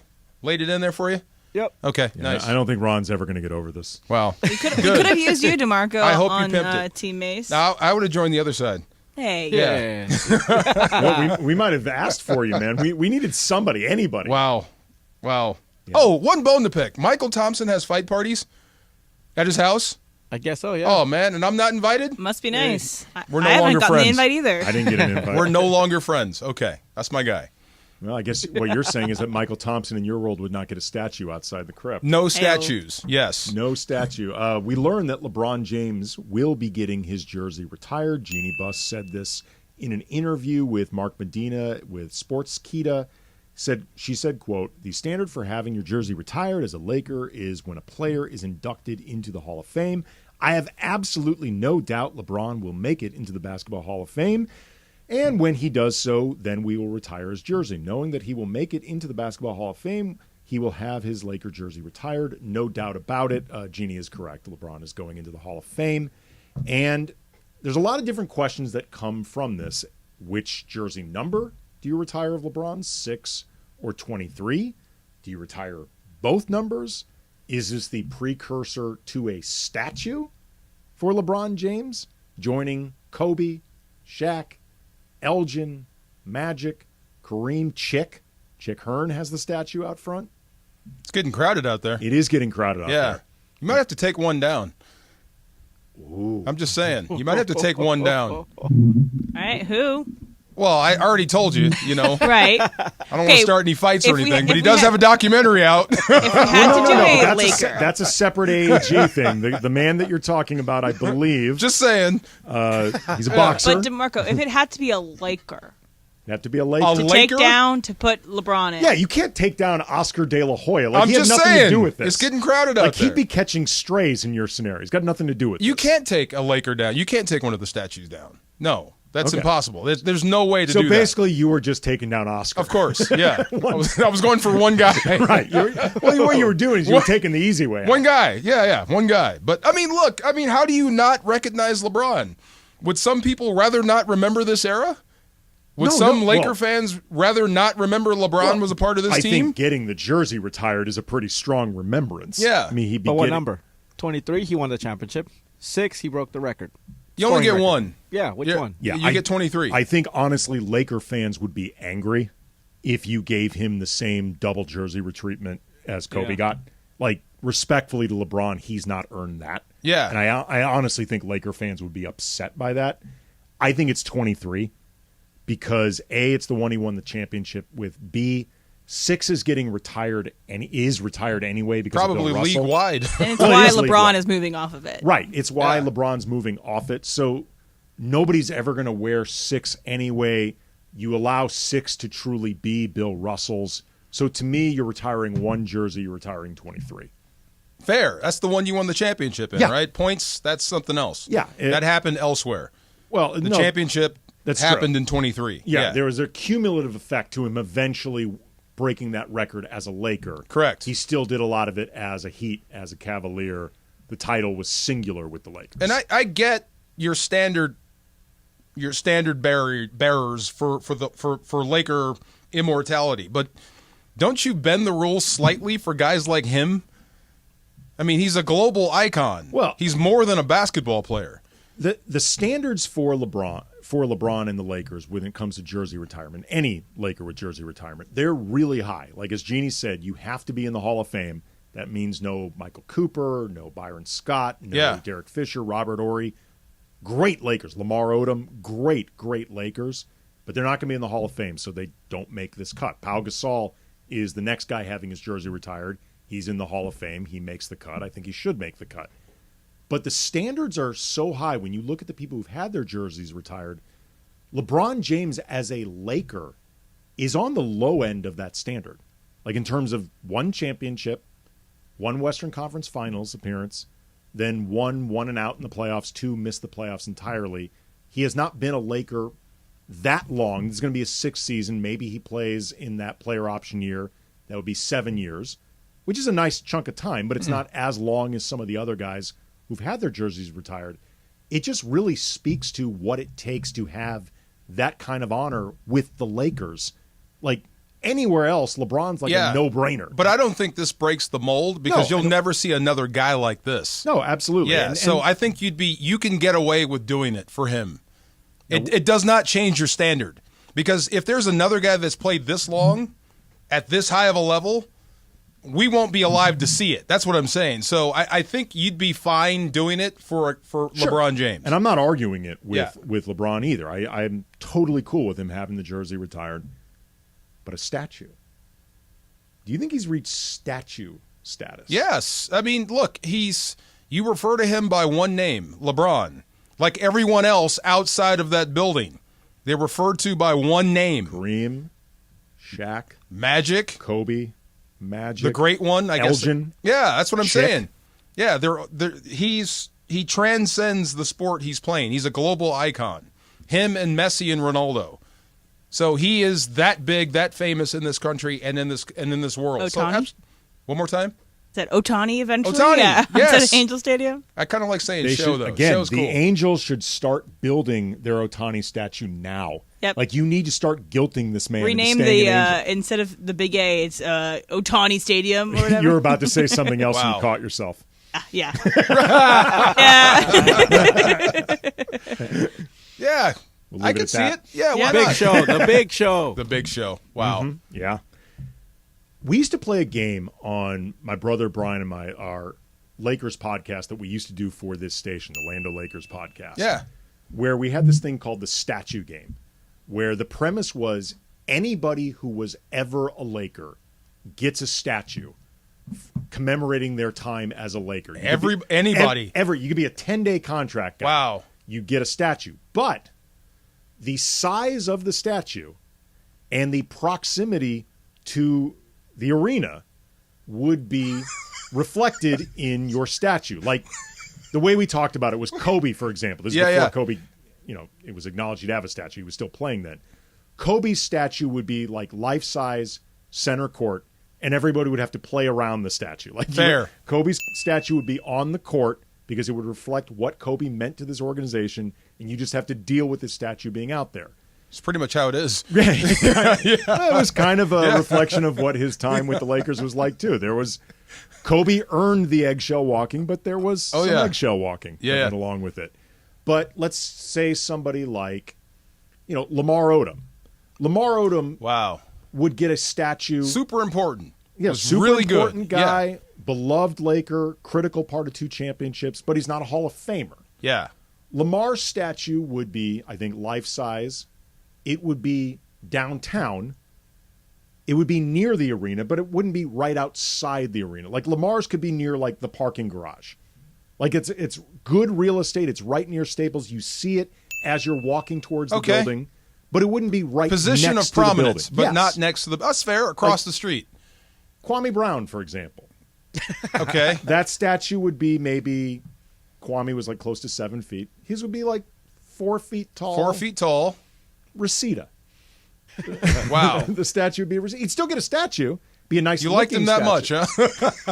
I'm trying. I actually did. That's I a good actually one. did on a personal level like Kwame a lot. Yeah. He's a great guy.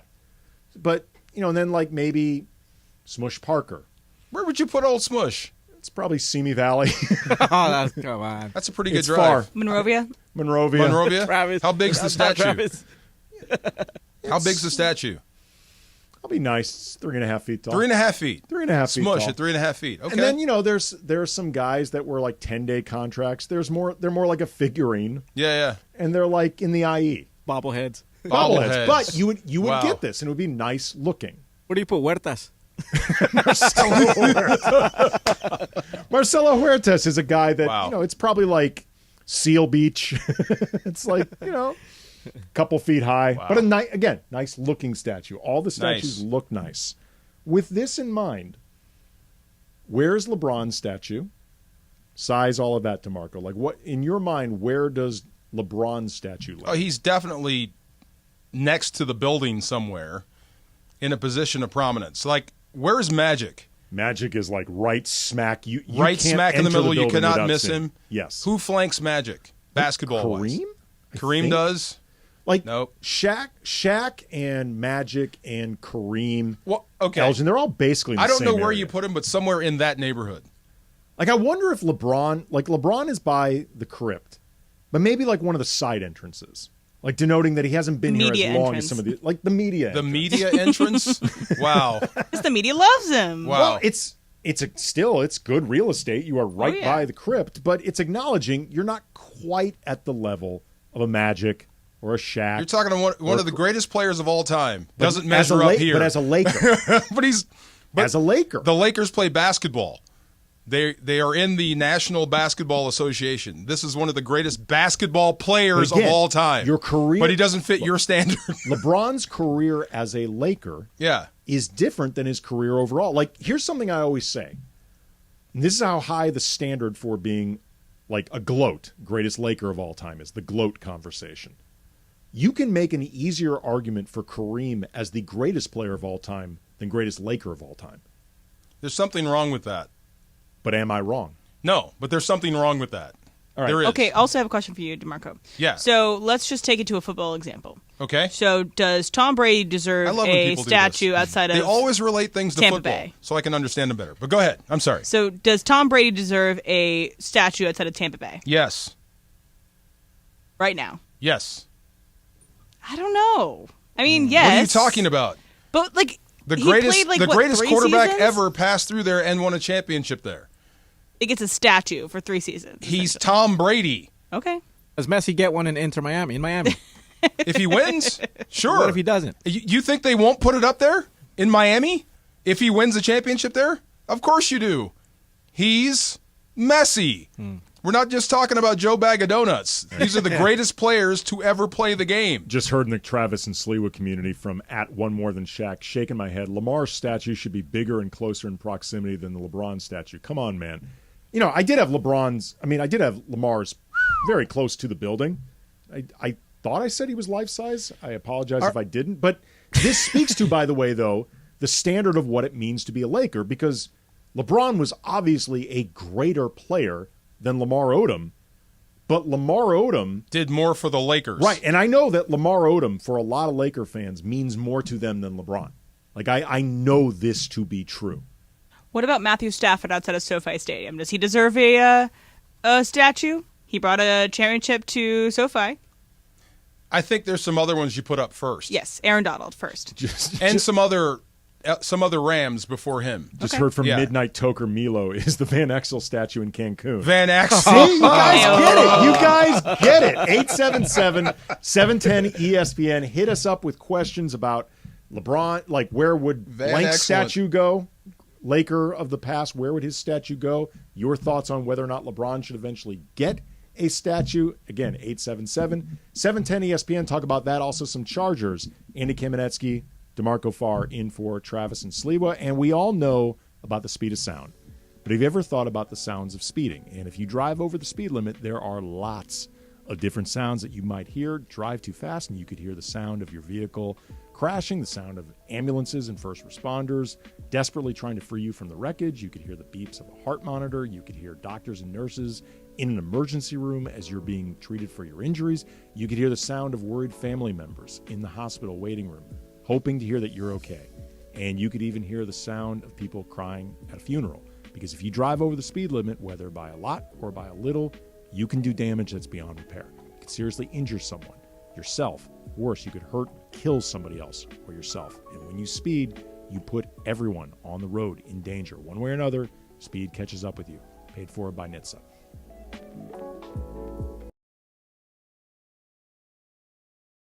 So Al and I are teaming up for your chance to win an entire office full of lunch from Waba Grill. So you're going to want to be listening all day during the 12 o'clock lunch hour for your cue to call to pick up food for the entire office, courtesy of Waba Grill. We got some ribeye, we got some chicken, we got some shrimp. I'm making it sound like I cooked them myself. Look at these boom boom tacos. You can visit wabagrill.com. You can order online. Just go on in, get yourself some of these tacos. Visit your local Waba Grill location. Of course, walk right in. Of course, you can order online for delivery or pickup.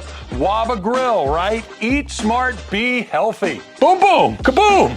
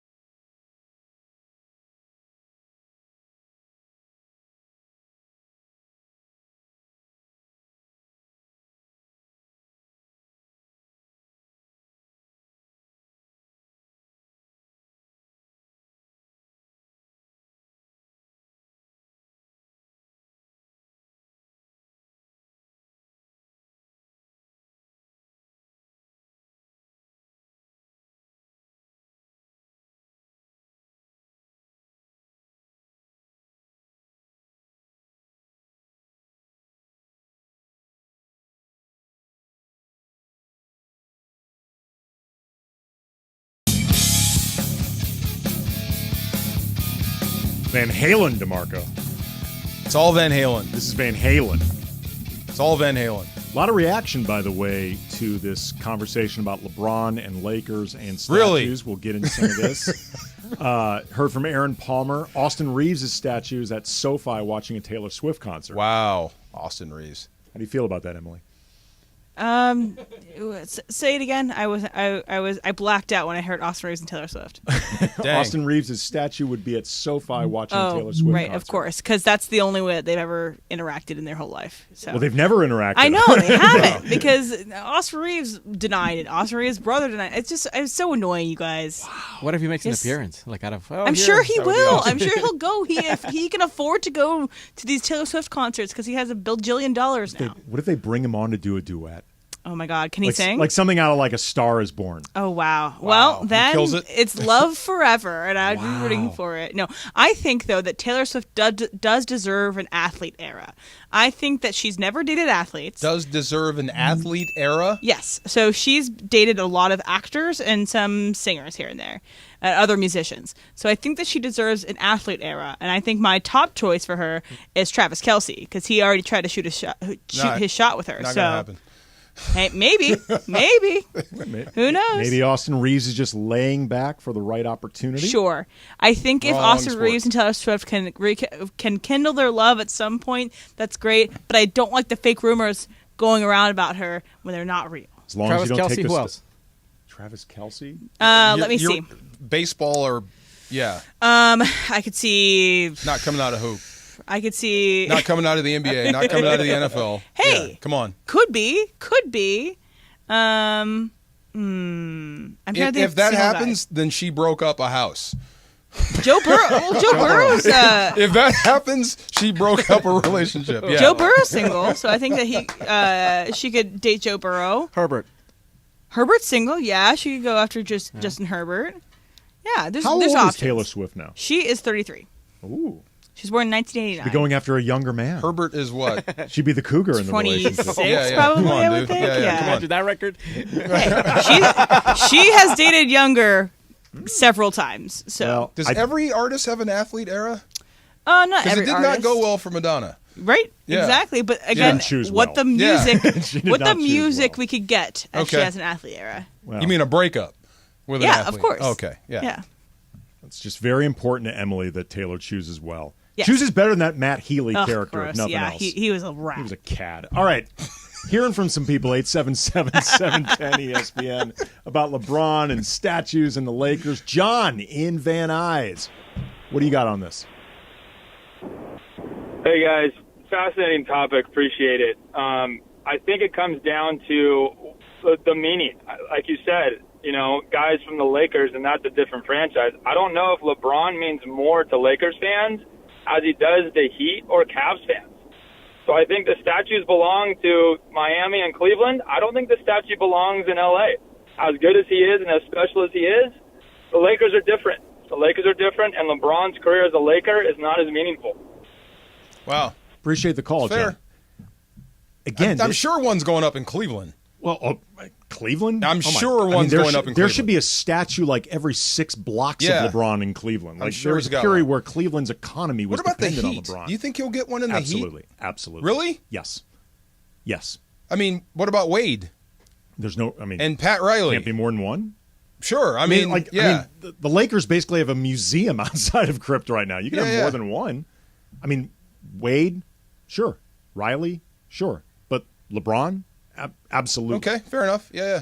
I mean, there can be more than one. But I don't know what's out in front of the Heat Stadium anyway. I don't know. Is either, morning but out there? But I know that. Yeah. I know that LeBron is synonymous with the Heat, and the Heat are synonymous with LeBron. Like when you think about the Heat, LeBron is one of the first people that comes. No to doubt. mind. What's out in front of Boston, or do they do that? Because they probably have the same problem. I would imagine I'm guessing, but I'm imagining there's a Russell statue, there's a Bird. Cousy statue, there's a Bird statue. I'm sure there'll be a Garnett or a Pierce or a Ray Allen or all three Chief? of them. Yeah, no Chief? Kendrick Perkins. Oh, my gosh. Wow. All right, Robert in Ontario. You're on with Andy and DeMarco. What's up? How y'all doing, fellas? Let me tell you this. I've been a Lakers fan for over 50 years. I've seen all of them play. Will Chamberlain. Nice. There's no way LeBron earned the right to have a statue at the Lakers, period. He can go to Miami. He can go to Cleveland. But there's no way he can compare to the longevity. Maybe the longevity is a good guy. But other than that, no, he hasn't earned that yet. He just came for a little vacation here in L.A., and that's it. Now, what about a jersey? Your jersey retirement? No. No? No jersey neither. He just came here for a vacation period, and he won a bubble. I don't even count the bubble. Okay, that's not true. That's a step too far. You count Robert. the bubble. You know you do. I don't count the bubble. I didn't watch. Do you count it for the Dodgers? Deal Red, just all of them. Yes, because the Dodgers was outside. Well, I mean, basketball's never played outside. You don't play basketball outside. I love him. Yeah, but he makes a point. 50 years. See, he said no, Well, absolutely not. again, he thinks LeBron came here for a vacation. Really? I mean, LeBron. Okay, I don't see that. LeBron came here for basketball, and he helped the Lakers win a championship. Right. Looking to help them win another. There was a Western Conference Finals appearance. Right. But LeBron did not come here only for basketball. Yeah, there's more than it. There was a lot more to it than that. There was a lot more going on. And by the way, there's nothing wrong with both things being true. I mean, you mean business? Yeah, there was and brand. Yeah. Business, brand, family. Yeah. Like there was a lot going on with LeBron's decision to join the Lakers. And look, the position they were in the moment, if basketball was first and foremost the reason, he wouldn't have come here because they were not in a position where you knew that winning was coming. Doesn't mean that LeBron didn't bust his ass while he's been here. It doesn't mean that he's helped the franchise reinvent itself. Like all that stuff, it's true.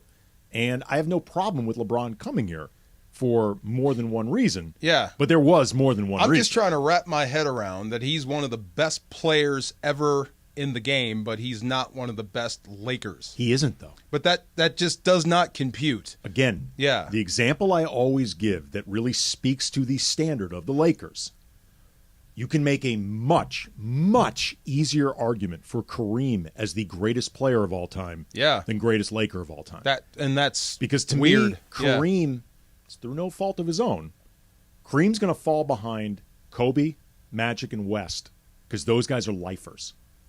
Those guys are champions and lifers with the organization. Not Kareem's fault that he isn't a lifer, but when you start thinking about greatest of all time, you get into splitting hairs. Wow. And that's where you start splitting hairs for Kareem. Again, Kareem didn't do anything wrong. Right. But I don't think he can compete against Kobe and Magic for sure. And then when you take into account everything West meant to this organization, not just as a player, but as a general manager and, as an architect of championship teams, I think Kareem is fourth. Even though, again, you can make a rock-solid argument for him as greatest Laker of all time. It speaks to the standard. Interesting. Man. This is wild, man. It's wow. crazy. Wow. Crazy high. Bernard in L.A. You're on with Andy and DeMarco. What's up? Why are you talking about a statue for LeBron James? Can I ask y'all that? Because Jeannie Buss said they're going to retire his jersey. Right. So we're thinking about the next possible step. The next step. Oh, a jersey. Oh, okay, a jersey. Well, his jersey is getting retired, but there's then we went to statue. Right, there's a jersey retirement, but then there's the statue. Because you understand, Bernard, that's like the next level. No statue. Seems to be the consensus. He's not getting a statue. I think you're right in line with all the Laker fans, yeah. No. He don't need no statue. Oh, no. That's a great drop, by the way. Oh, I love him. I'm not going to go back as far as the Showtime, but yeah, I ain't gonna compare him as that either. I told Stephen A. one time, don't bring up Showtime and King James. No comparison. Okay, fair Appreciate enough. the call fair there, enough. Bernard. That's a no. Yeah, I'll take that as a no. That's a no for statue. Sound like he was okay with the jersey, though. Yeah, no. I think most people understand with the jersey. You combine the championship, what LeBron did, helping the organization get through the passing of Kobe Bryant, what LeBron means as just a player for basketball, as an athlete, past Kareem, former Laker, while he was a Laker. Yeah. There's a bit of the politics of it all. He's LeBron James. Look, he's going to own a team at some point. Jeannie wants to make sure you're already establishing a great relationship with a future owner of course. that you may need to work something out with one day.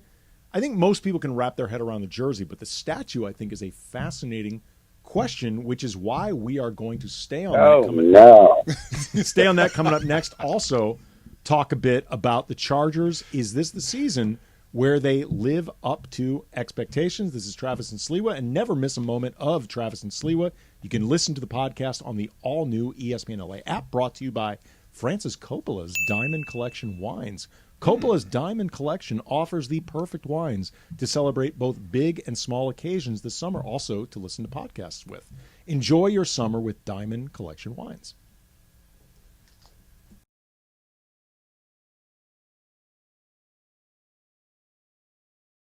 Right now at 877-710-ESPN, you win as the Waba Grill Workplace of the Week winner, which means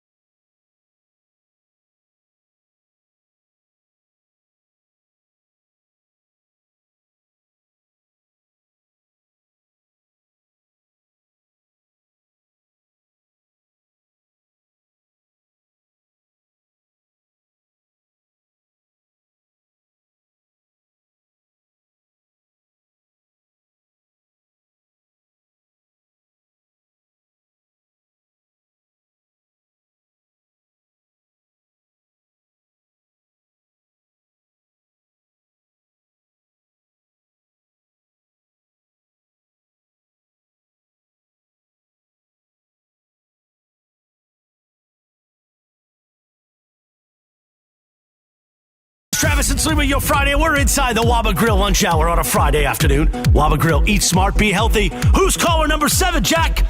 Let's find out. The Waba Grill Workplace of the Week winner right now. Take it away, Trav. Hey, Daniel from Peru, congratulations. You are caller number 7, and you win this week's Waba Grill Workplace of the Week. You win the Waba Grill for your office. Where do you work, Daniel? I work at a hospital. Oh, wow. That's some long hours. That's going to be some people who really appreciate this. That's awesome, man. That's congratulations. Thank you. What are you looking forward to eating the most? You got your probably shrimp taco, chicken. The chicken taco.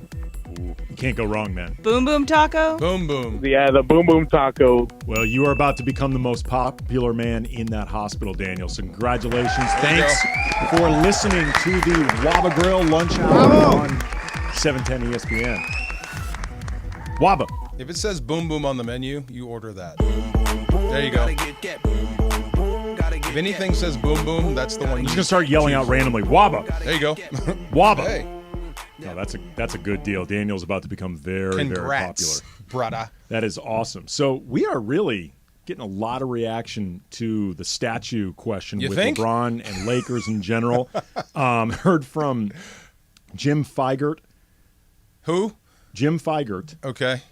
Nick Young statue outside Wiltern waiting for an Iggy Azalea concert to let out. That's too far. That is too far, Jim. Leave the swag alone. This, though, is really interesting from T-Love on Twitter. Jerry West isn't a lifer. You have to consider his general management experience with other teams. Nah. I never thought about that before. Nah, come on. It's Jerry West. I'm going to let it pass, though, because if you really want to get technical about this, the Lakers were the one that ran West off. Okay. They ultimately ran him off. So I don't feel like you can hold it against Jerry West that he left in the first place. Now, you can say that he has held on to a grudge a long time and ain't never coming back. Yeah. But I feel like it's unfair not to treat West like a lifer because ultimately West did not leave because he really wanted to. Things were getting messy there. It's very well documented and whatnot. So I am still considering Jerry West a lifer. Well, technically, isn't there a picture of Kobe Bryant with another hat on? Well, that's truly not Kobe's fault. But briefly, he was with someone else, right? So he's not technically a lifer. Well, he was, for all intents and purposes, drafted by the Lakers. Semantics. It is very semantics. I mean, that's punishing Kobe because they do the stupid thing where they won't announce the trade officially, like right on time, whatever. Everybody knew. I'm just saying lifer from start to finish. Does Kobe He get was a not statue a outside Laker Charlotte? from start to finish. He was drafted by somebody else, right? Should Kobe get a statue outside the building in Charlotte? Move it up 2 inches. Right. Honestly, like other than maybe like I'm trying to think like Magic is a lifer. Magic is a lifer. Drafted by the Lakers. Kobe's a lifer. Well, he was with the Hornets for a few minutes. Come on, DeMarco. I'm just saying, when you have twins, right? One is older than the other. DeMarco? Right? There is an older brother when you have twins. DeMarco? Yes. You are my friend, and I care about you. You don't want to be living in this city claiming that Kobe Bryant is not a lifer. I'm just, by your standards, you say lifer. Technically, that's not true. He put on a different hat briefly. You are really taking your life to Born a dangerous here, moved place. there. Real quick before we open up a few more calls on this, Brandon Staley, coach of the Chargers, who I think would all agree is in a prove-it year. Much maligned. Yes. He actually went to Steve Kerr for advice after just the losses and difficult season. How much do you think a coach from another sport altogether can help somebody in a position like Brandon a lot. Staley? Yeah, they reach out to everybody that's in a position of leadership, and they ask them how they do it and how do we – because it's all the same thing, different sport, but you're going to face adversity. You're going to face adversity from injury, from this, from that, from media, whatever. From your own personal growth as a human being, you're going to face adversity. So how did you get through X, Y, and Z? And this is what I did. The thing that's shocking is I cannot believe in this lifetime, my lifetime, that Steve Kerr has become a guru. We're like, really? Steve Kerr has become a guy that people seek out for advice that still blows my mind. of everybody on that Chicago Bulls squad, I never thought it would be him that would be this guy. Yeah. I thought it would actually be Jordan, and the opposite has happened. Well, it's fitting because if you had gone back to Phil Jackson's playing days, probably very few people would have projected Phil as the guy that would be considered a coaching oracle as well. That's a great point. You know what I mean? Or Pat Riley, for that matter, when Riley was a Laker, like a reserve. Yeah, sometimes the best coaches and the best leaders aren't guys who were athletically gifted. I promise you, nobody thought in the film room that Eric Spoelstra was going to become Eric Kerr's Spoelstra. obviously athletically gifted. It's just that he's not the same level as like Michael Jordan. Yeah, superhuman. Yes, yeah, exactly. a mutant. But yeah, so absolutely. I know for a fact that Sean McVay seeks out advice, and not just from other football coaches, from all walks of life. Talks to generals, talks to any heads of hospitals, anybody that's in a position of leadership, he wants to hear from. All right, I want to rip through a few more of these. Mike in Riverside, you're on with Andy and DeMarco. What's up? I just wanted to point out, I think it's a little weird that LeBron gets more play for his time in Miami, even though he only spent 4 years, though, and when he got there, it was Dwayne Wade's team. As opposed to when he got to the Lakers, he spent a little bit more time here already. Feels like he's done enough, in my opinion, to kind of warrant being called a Laker or Life's Laker or whatever, just for the achievements and points and obviously the championship. He brought Anthony Davis. And I think even now to the point where he's taken his hands off the wheel a little bit for Rob Pelinka to do a little bit more.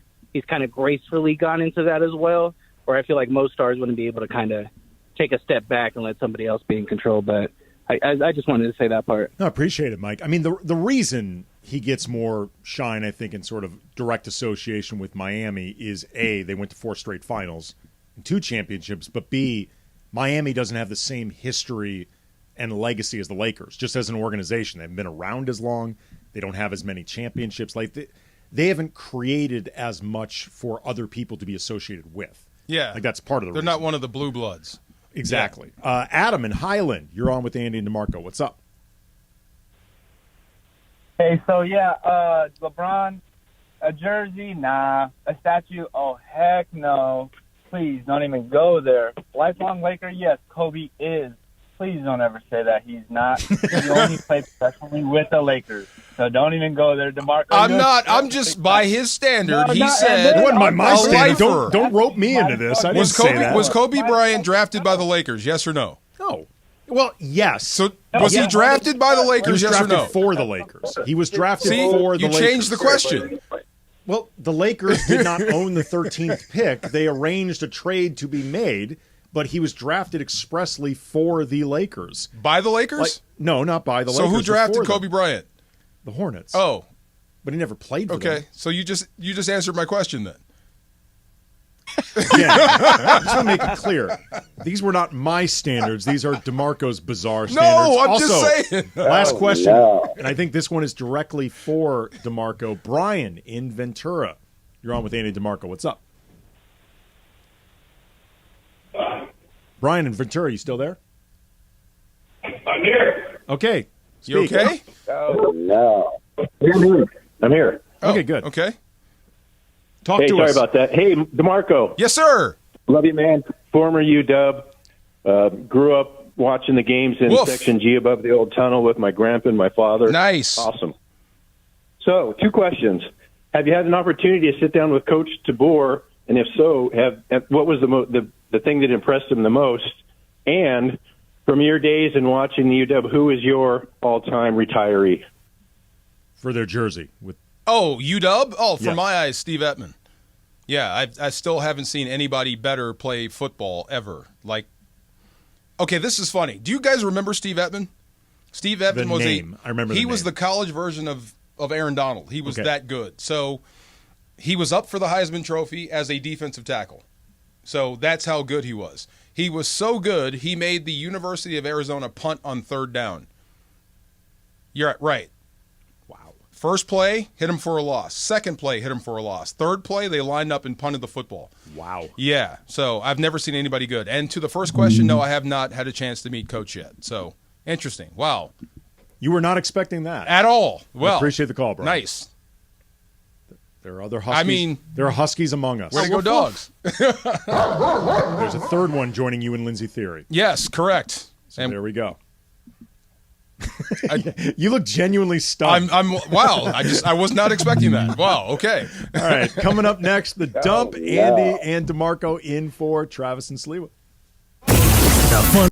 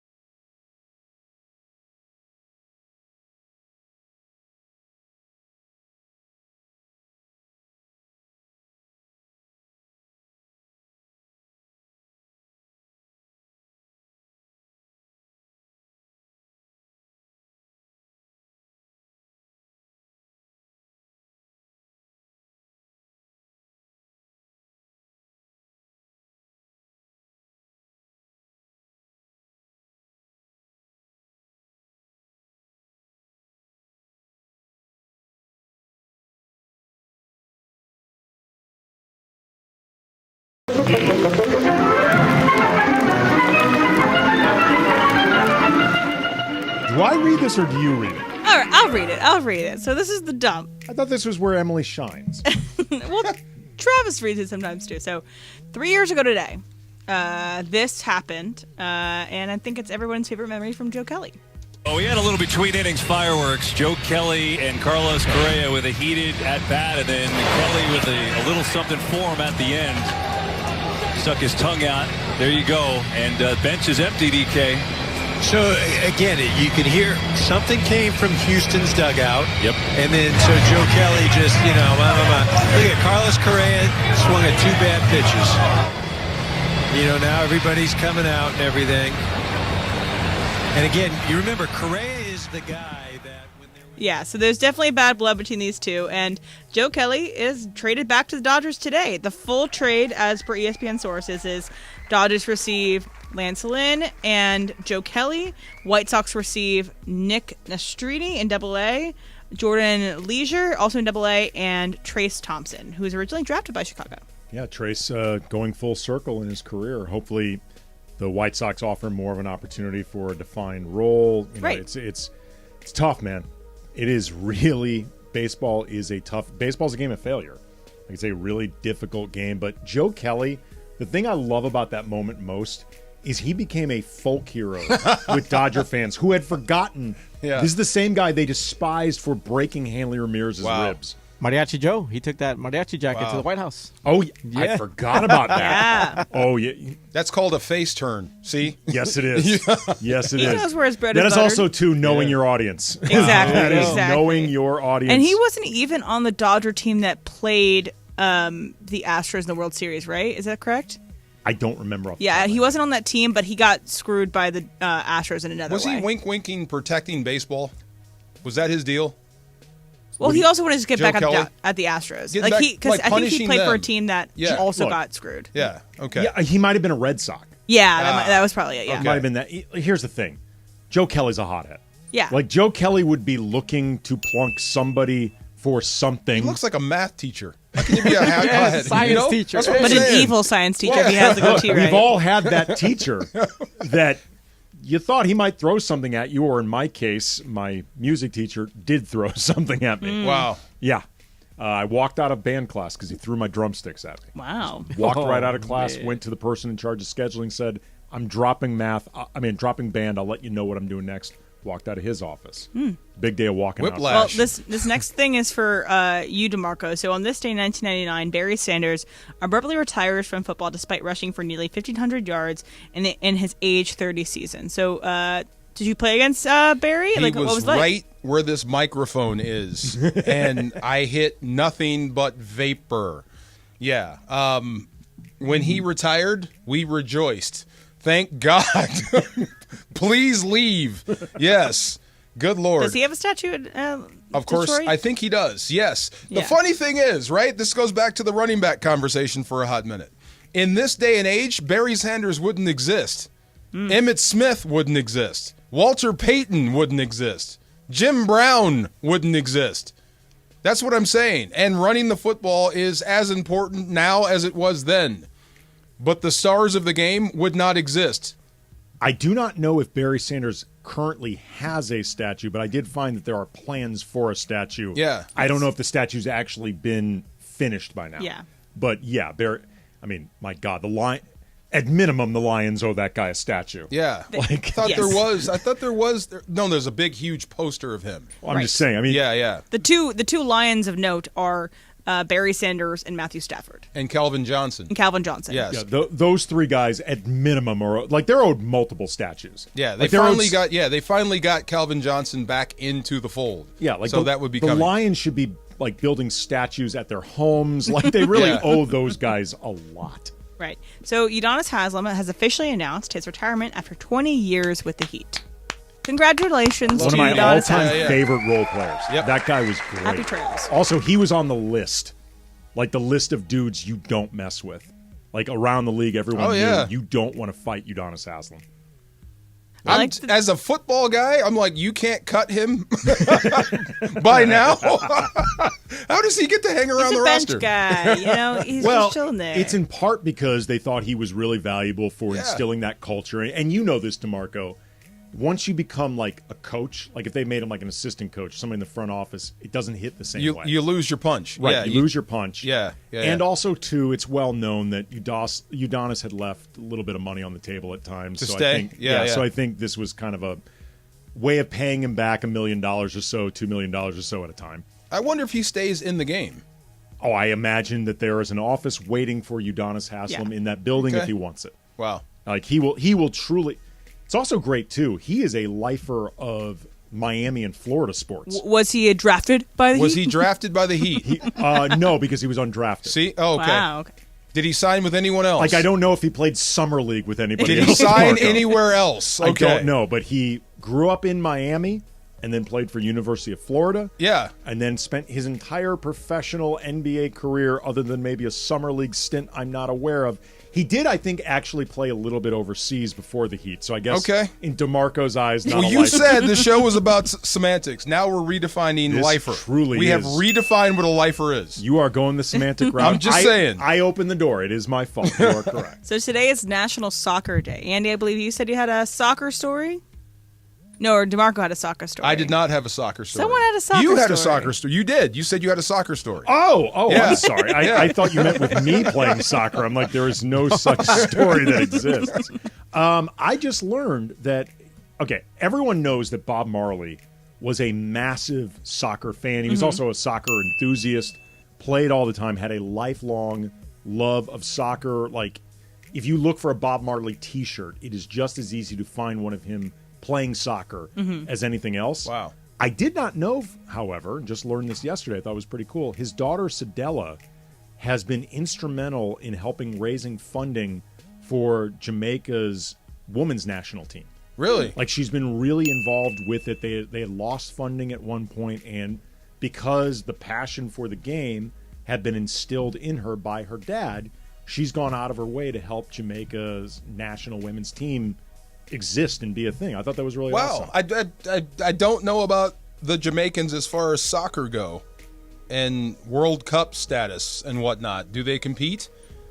Yeah, especially when the Gold Cup, you see their level. Are they competitive is what I mean. No, they are. Okay, and, they're competitive. money goes a long way to making up these federations into being more of a player on the main stage, because a lot of the reasons why these countries are kind of not competing with the United States and other people is because of money in the federations. And so money equates to more relevancy, therefore the girls or the women that play for them can get better. And so I think that's why also the World Cup, the Women's World Cup has become much more competitive over time, is because the money from these federations have become much more streaming into across the world. Wow. I guarantee this is something that would have made Bob Marley really happy, really proud if you were around to still see this. So that's really awesome. I had no idea about this, but I thought it was really cool. Yeah, only time I get intimidated when I see from Jamaica is like track and field.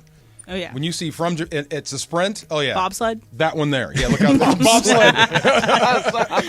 Well, there's that Bob Marley biopic that's coming out. They just started releasing trailers for it. Mm-hmm. You want to talk about an intimidating role to play? Oh, like, yeah. he is he's not just larger like than life. Yeah, not just like a cultural icon for a country. Like, he's probably the most famous Jamaican ever. Yeah. He's like a religious figure to a lot of people. Like, that is... Didn't the guy just do Elvis? That's got to be tough. Austin Butler? Yeah.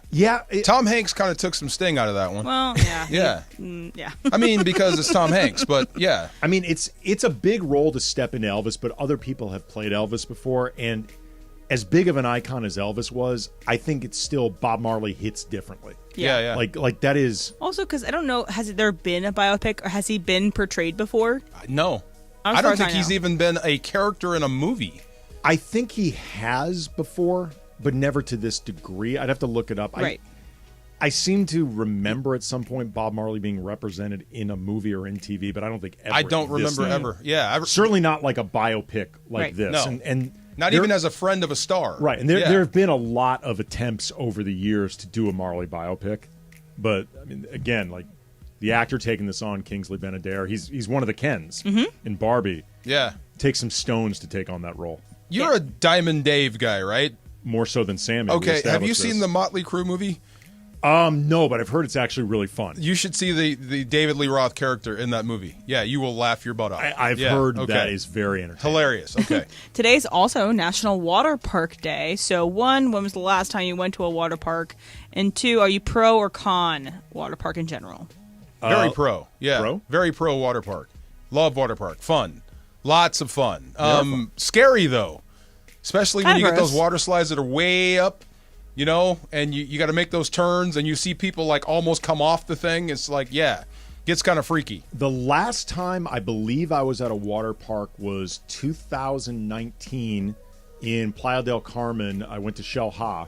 It's a massive water park in Mexico, and one of the attractions they have, you want to talk one of these slides, the scary ones, DeMarco, I think this one's like 10, 12 stories high. It is like you got to walk up a while to go up. That's crazy. It's really, really fun. Yeah. I will be there again in 2 weeks. I'm going to be in Mexico. For what? Are you anti-water park? No water park? No? It's incredibly gross. What's gross about it? Just everything. The water, the heat, the having to... You have to choose between... You have to wear like flip-flops they can wear everywhere, and like you have to put the flip-flops somewhere else. You're talking about like being at a public else. pool type gross. Yeah, it's gross. You have to trust that the chlorine count is high. Has anybody else watched the episode of It's Always Sunny where they go to the water park?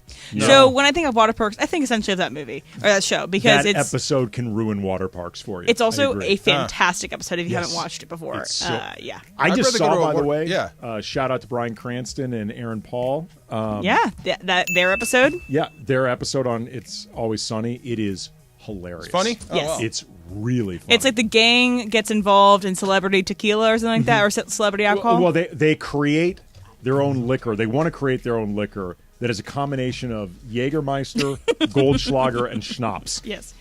That they think is sophisticated. Of course. How about a little super crosstalk? ESPN AM 710 Los Angeles. KRDC AM 1110 Pasadena, Los Angeles. K256CX 99.1 FM Pasadena, Los Angeles. It's the greatest segment in LA sports radio history. Oh my God. When the The shows come together for magic on the radio. It will only grow stronger. Super Crosstalk. Are we ready for Mason and Ireland to join Travis and Slee? Super Crosstalk begins. Super Crosstalk presented by In-N-Out Burger. In-N-Out. That's what a hamburger is all about. It's time for Super Crosstalk. John Ireland, Ramona Shelburne in. Mace is on assignment, I assume? Something like that. You know, it's a weekday, so there's a 50% chance Mason will be out. I love it. But why were you guys talking about David Lee Roth? Emily asked him top 3 Van Halen songs. It was an Ask Andy. Okay. And he completely discounted the Van Hagar. I have no idea how often, if at all, this was cashed in. But I heard an amazing story about David Lee Roth. So you guys know that Lloyd's of London will insure you for anything as long as you're willing to pay whatever the premium is. Correct. So, for example, DeMarco, when you were playing in the NFL... My knees were... Right. Yeah. And you say, look, I think this could be career-threatening. Lloyd's of London would come in and say, okay, if you pay us $1 million premium, we'll insure your knees for $20 million. Correct. So if your knees go out in the next 2 years, we'll cover you. So anyway, David Lee Roth, reportedly, I got this from a pretty reliable source. Let me brace myself. Had paternity insurance. So if he was, my God. if he was on a road, out on This is tour, great. and a girl comes up to him and goes, "I'm pregnant and you're the father," he would hand them a Lloyd's of London card and say, "Call this number." And I don't know what he paid for it. I don't know if he ever had to cash it in, but he wanted the peace of mind of knowing that he had probably seen enough guys get that, enough athletes, enough rockers get that phone call or that, a girl calling him saying, you owe me child support for 20 years or 18 years, whatever it is. And David Lee Roth goes, I'm going to cut that off at the pass and deal with it up front. I mean, look, if nothing else, you hope that if he really was the father or whatever, that you do the right thing. But either way, you're streamlining the process. Right. You're just moving things along. According to Google, this is true. Okay, what does Google say? Does it say how much he paid? Let's see. Okay. The person who told me is in the music business, so I'm fairly certain that this is not made up. That's better. All right, so DeMarco, the other thing I wanted to ask you. I'm waiting for the details. Okay, I'll collect the details and I'll pivot a little bit, but we can come back to it. Okay. During her latest interview, one of his former girlfriends also talked about his precautions against pregnant groupies who would demand money for him as part of palimony. The actress revealed that David Lee Roth had insurance to get rid of it paying money to them, and his ex-girlfriend describes the frontman like insuring his penis is the great thing. It probably smart. We didn't right away. We dated for about 3 months. We saw each other quite a bit. It took a while for us to be intimate. He was very respectful and introduced me to his parents. So it wasn't like we were old-fashioned dating, but we weren't going steady. We would see each other. Okay, blah, blah, blah, blah, blah. Yada, yada, yada. Blah, blah, yada, blah, yada, yada. Exactly. He was dating the world. He had palimony insurance in case some girl got pregnant. Okay. There you go. That's smart. Yeah. You know how, I'm looking for the number. I've never heard of anyone else to have it. But Andy, maybe Antonio Cromartie should have. Did Mary Hart insure her legs? Yes, Mary Hart's legs. So if she ever got in, we had her on the show and talked about this. Mary Hart was a pageant girl. Was like Miss North Dakota or something, and was in the Miss USA pageant. And her legs were getting tons of compliments. And she said, if something ever happened to these legs, it would probably derail my career. So it's pretty smart. She insured her legs. Wow. All right, so we got some breaking news about Joe Burrow. So this is from Adam Schefter. So Bengals head coach Zach Taylor told reporters that he expects QB Joe Burrow to be sidelined for several weeks due to his calf injury. Come on. And that is Valvoline Instant Oil Change. Breaking news is brought to you by Valvoline Instant Oil Change, home of the 15-minute drive-through oil change. Visit SoCalOilChange.com for locations and coupons today. Okay, so here's why that's significant, among the obvious reasons. But this year, there are probably how many teams make the playoffs in the NFL? 7? Yes. there are probably 9 teams that everyone thinks in the AFC are making the playoffs. And he's one of them. Yeah. Correct. Now, that probably puts them on the outside looking in. Did you put Rodgers in there? I'm sorry. Oh, yeah. The Jets? Okay. Yeah, so here's who everybody thinks is going to make it for sure. Chiefs, Chargers, Jags because they'll win that division. Buffalo. New York. Miami? Baltimore. Somebody's got to win that division. Yeah, okay. Is Jacksonville in that division or are they in a different division? No, Jacksonville's the South. Yeah, so somebody's got to win the North. And then Miami, a lot of people think are going to make it, but you got Tua, who is very injury prone, so he could go out. But they can't win without Joe Burrow. Oh God, no, absolutely not. I don't even know who their backup is. No. He's special. He's different, and he's about to make a lot of money. Yes. I don't think will affect him at all. But yeah, I mean, this is a bad time to go down with an injury. Yeah, boy, that's awful. Oh, so Trevor Siemian. Yeah, your number's about to get called. Not Joe Burrow. Come on down. Joe Burrow. Well, several weeks. So we're sitting here basically at the end of July. If he missed 8 weeks, that would take him out of the first 4 weeks of the NFL season. They could probably overcome that if he plays. So their schedule, the first few weeks is going to be they play the Browns first, then the Ravens, then the Rams. So the Rams are going to miss Burrow. That's good. Thank God. Yeah. So if we took it to 8 weeks, so 2 months from right now, it would be through the end of Rams. September. Okay. Yeah, it would be through the Rams. Yeah. You know what? So I know a little bit about calf injuries. The easy one is like a couple of weeks. The middle one is like 4 to 6 weeks, and then the bad one is like you can miss a few months, maybe have surgery. So it sounds like he's got the middle one. What I noticed, Marco, which was weird, like grade 1, grade 2, I grade saw 3. TJ Husman-Zada. I was watching Colin's show on Fox Sports West or Fox Sports 1, and Husman-Zada was on there, and he said he's never seen Burrow wear a calf sleeve before, and he had one on yesterday.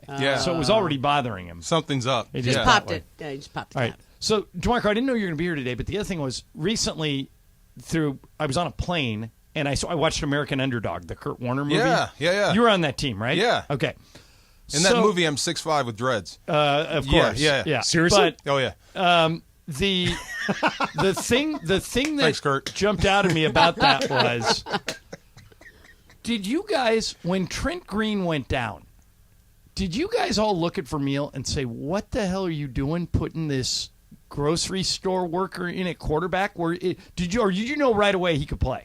No, we knew he could play from the end of last year because they put him in versus San Francisco in '98. Okay. Yeah, and he played pretty well. The game was over; they were kicking our butt, but he played pretty well. But he didn't embarrass himself. No, so we you guys knew he play. was functional, if nothing else. Yeah, and we had Marshall. Actually, when Trent went down, the first thing we thought was, let's go get the guy that did it. Right. Yeah, that was pretty dirty. You don't hit a guy in the knee in preseason like that. So, right. Yeah, but we knew we had a pretty good football team. We still had Marshall. Right. We still were going to be competitive, but we didn't know Kurt was going to be Kurt. So every time I hear Marshall Faulk's name, I laugh. So I was a reporter in San Diego when he shows up at San Diego State. Okay. And he was a defensive back in high school who was a running back. You probably went both ways in high school. Most really good players go both ways in high school. But he was recruited as a defensive back. But he wanted to play running back. And most schools that he talked to said, no. That's why he chose the school. You're a DB. In San Diego State, the head coach was a guy named Al Luganbill. Yeah. Most people know now Tom Luganbill, Al's son, who has gone on to be a pretty good sideline reporter and college football guy on ESPN. But Al was the head coach at San Diego State, really good dude. And the starting tailback was a guy named T.C. Wright. And so they get like 4 injuries at tailback. And so they have to throw Marshall in. And he goes off. He runs for over 300 yards. Oh, wow. And Al, we all go see Al the next day to talk about this, great story of this kid that was 5th string running for 300 yards. And Al goes, guys! And Al was very set in his ways, very very sure of himself. He'd go, guys, I have a policy. I've had it since I was a coach, and I've had it for 30 years. You play for me, you cannot lose your job due to injury. Okay. So when T.C. Wright is ready, he's my starting tailback. And we all went, well, what about the guy that just ran for 300 yards? Great job. Validates our next man up policy, and he'll be in there next week because T.C.'s a couple weeks away. So we said, okay, next week. Marshall runs for more yards than he did the first week. His first 3 weeks, he ran for like 300 yards a game. And we go back to Al. We go, so you still sticking with this can't lose your job due to injury? And he goes, absolutely, never more than I am today. This is why. You want people to come up and do great in a backup role, but TC, we want him to get better, and he'll be our starting tailback. Third week, I think they were at Hawaii, and Marshall breaks the all-time record for yards in a game. He runs for I think he ran for 380 yards or something. It was like some insane number. And we're like, oh, Al's married himself to this now. He can't. So we all go out there again on Monday. And I'm the first guy. And I go, Coach? He goes, stop you right there. And I figure he's going to do it. He goes, we're dealing with an unprecedented situation here. Wow. This is a performance-based business, and this kid has outperformed anyone who's ever played the position. Awesome. We're going to make an exception. Wow. I was going to say, there's always an exception to the rule. Yeah. Wow. Like at that point, you are hurting the team to uphold a rule if you don't keep playing. And by the way, so Marshall clearly should have won the Heisman. Yeah. When he was at San Diego, because he did that every week then for the next 2-3 years. He was just unbelievable. And he didn't win it his last year there. Yeah. Gino Torretta. Yeah. Maybe the biggest robbery in Heisman history. Yeah. And it was because most people thought Marshall didn't go to a big school. But they actually had Miami was killing people then. That was a team award. It wasn't him. Here's the thing. San Diego State just coincidentally played Miami that year. And the final score, the quarterback for San Diego State, I think, was Mark McGuire's younger brother, Dan McGuire, who was like 6'8", and was just slinging the ball back. And Darnay Scott, remember he had a cup of coffee, was on that team. So San Diego State jumps out to a huge lead. And Miami battles back, and Miami wins the game 31-30. Wow. And goes on to win the national championship. But we all said, well, that proves Marshall can hang with Miami. You got to give him the Heisman. Yeah. Nope. Gave it to Gino Torretta. Gino Torretta. What is he doing now? Nothing. Well, for a while he was doing color on football games, but I don't know if he's doing that anymore. Marshall Faulk was so good. Oh, yeah. You know what we called him? Proof that God exists. Well, have you ever seen him without a uniform on? You'd never know he was a running back. Oh, wow. Never. Other thing, came out of, DeMarco, is it called the 9th Ward in New Orleans? That's like the most poverty-stricken ward down there. Yeah. He came out of out of abject poverty in Louisiana. Yeah. And then, just became this huge NFL star. And he is, to this day, Reggie Bush is the closest thing I've ever seen to Marshall, but Marshall, for my money, I've been doing this 30-plus years, best college football player I've ever seen. Hands down. Yeah. Ever. Hard to beat Reggie, but Marshall right there with him. And when I saw Reggie... but as a pro, unbelievable. Reggie's freshman year, I go, I've only seen this once before, and it's when I saw Marshall Faulk. They had, going back to Trent Green for a hot minute, they had to take Rodney Harrison out of that stadium by police escort. Was that the guy that did it? That's the guy Rodney that did Harrison, it. who was famous for kind of questionable I was going to say. Rodney knew better, Probably not even top 10 dirty hits in Rodney Harrison's career. Police escort. Had to walk him out of the building. And Trent was a good dude, man. He lived in my apartment complex in San Diego. He played for the Chargers before he played for the Rams. He always had a rep as a really nice guy. And, good dude. Went into sportscasting after it was over. He was good at it. But it just goes to show you, in both of those stories, in the case of Marshall Faulk, in the case of Kurt Warner, sometimes all you need is a chance, man. That's it. Well, remember there was that period with the Ravens where they had just had running back after Priest Holmes and Jamal Lewis were teammates, right? Yeah. I mean, that's insane to have both those guys on the same team. Like Willis McGahee might have been around. Yeah. Was there too. Yeah. I mean, it's nuts. Well, at one point at the University of Georgia, Nick Chubb, Todd Gurley, and somebody else. One other guy. Sony Michel. All who's here now. In the same backfield. Wow. And then all went into the NFL as number one back. Do you guys feel a little like that with me on the radio? In what sense? That you just need an opportunity and you're going to bypass all of us? No. The truth was, the first shows I hosted were with the Cams, okay? Yeah. And then there was... I remember you doing a show with either Rachel or Beetle. I did a show with Beetle. Okay, that's what. But that was remember further that. down the line. Yeah. It was the first radio shows I ever did. I never had an idea of being a radio It was when host. Brian and I had a morning show. You had a morning show, and you guys Yeah. invited me on. Yes. And you were like, "Hey, come on with us, Momo." And I was like, "Okay." And then Mike Thompson was, "Hey, buddy, we're gonna throw you in there, and you're gonna host solo on the Momo radio sounds good there, on buddy." the weekend." And I was like, "I don't want to be a radio host. That's like that. That's a whole buddy, thing." you're too good at it, buddy. Look at you now. Yeah, that's what I'm like, whatever happened here? You just I got invented sucked Momo, in. buddy. And, no, you know what he did? The first show where he was like, "Okay, this is how you decide if somebody can do it. We're gonna have you host solo." And I was like, "That's really different Yeah, I than remember. anything I've you ever actually done." called me about that. I called you, and I was like, "I don't think I've ever been so nervous in my life." Of like maybe like more than like the College World Series, more than any TV thing.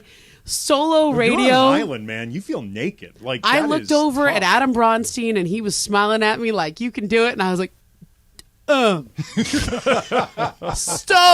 The Celtics are playing tonight. They play basketball. Yes, I'm going to play some sound from Paul Pierce. And here's Boo, Celtics. What was that one song, Andy, on the Led Zeppelin Cashmere that was 28 minutes Oh, long? my Let's God. take a break for a song. Cashmere. And I was like, Bronny, can you sit in here with me? Oh, man. Hey, buddy, we got to throw you into the fire there, buddy. Yeah, that was a sink or swim. There was some sinking going on. Well, but you eventually swam, and you swam all the way here to join John Ireland to do this show. No and doubt. Super Crosstalk brought to you by In-N-Out Burger. That's what a hamburger's all about. John Ireland, Ramona Shelburne next. Andy Kamenetzky, DeMarco Farr out. Travis and Sliwa. Hey everybody, what's going on? It's Cappy. Have you heard about our Rams training camp coverage this year at UC Irvine? Unprecedented coverage on your home of Rams football.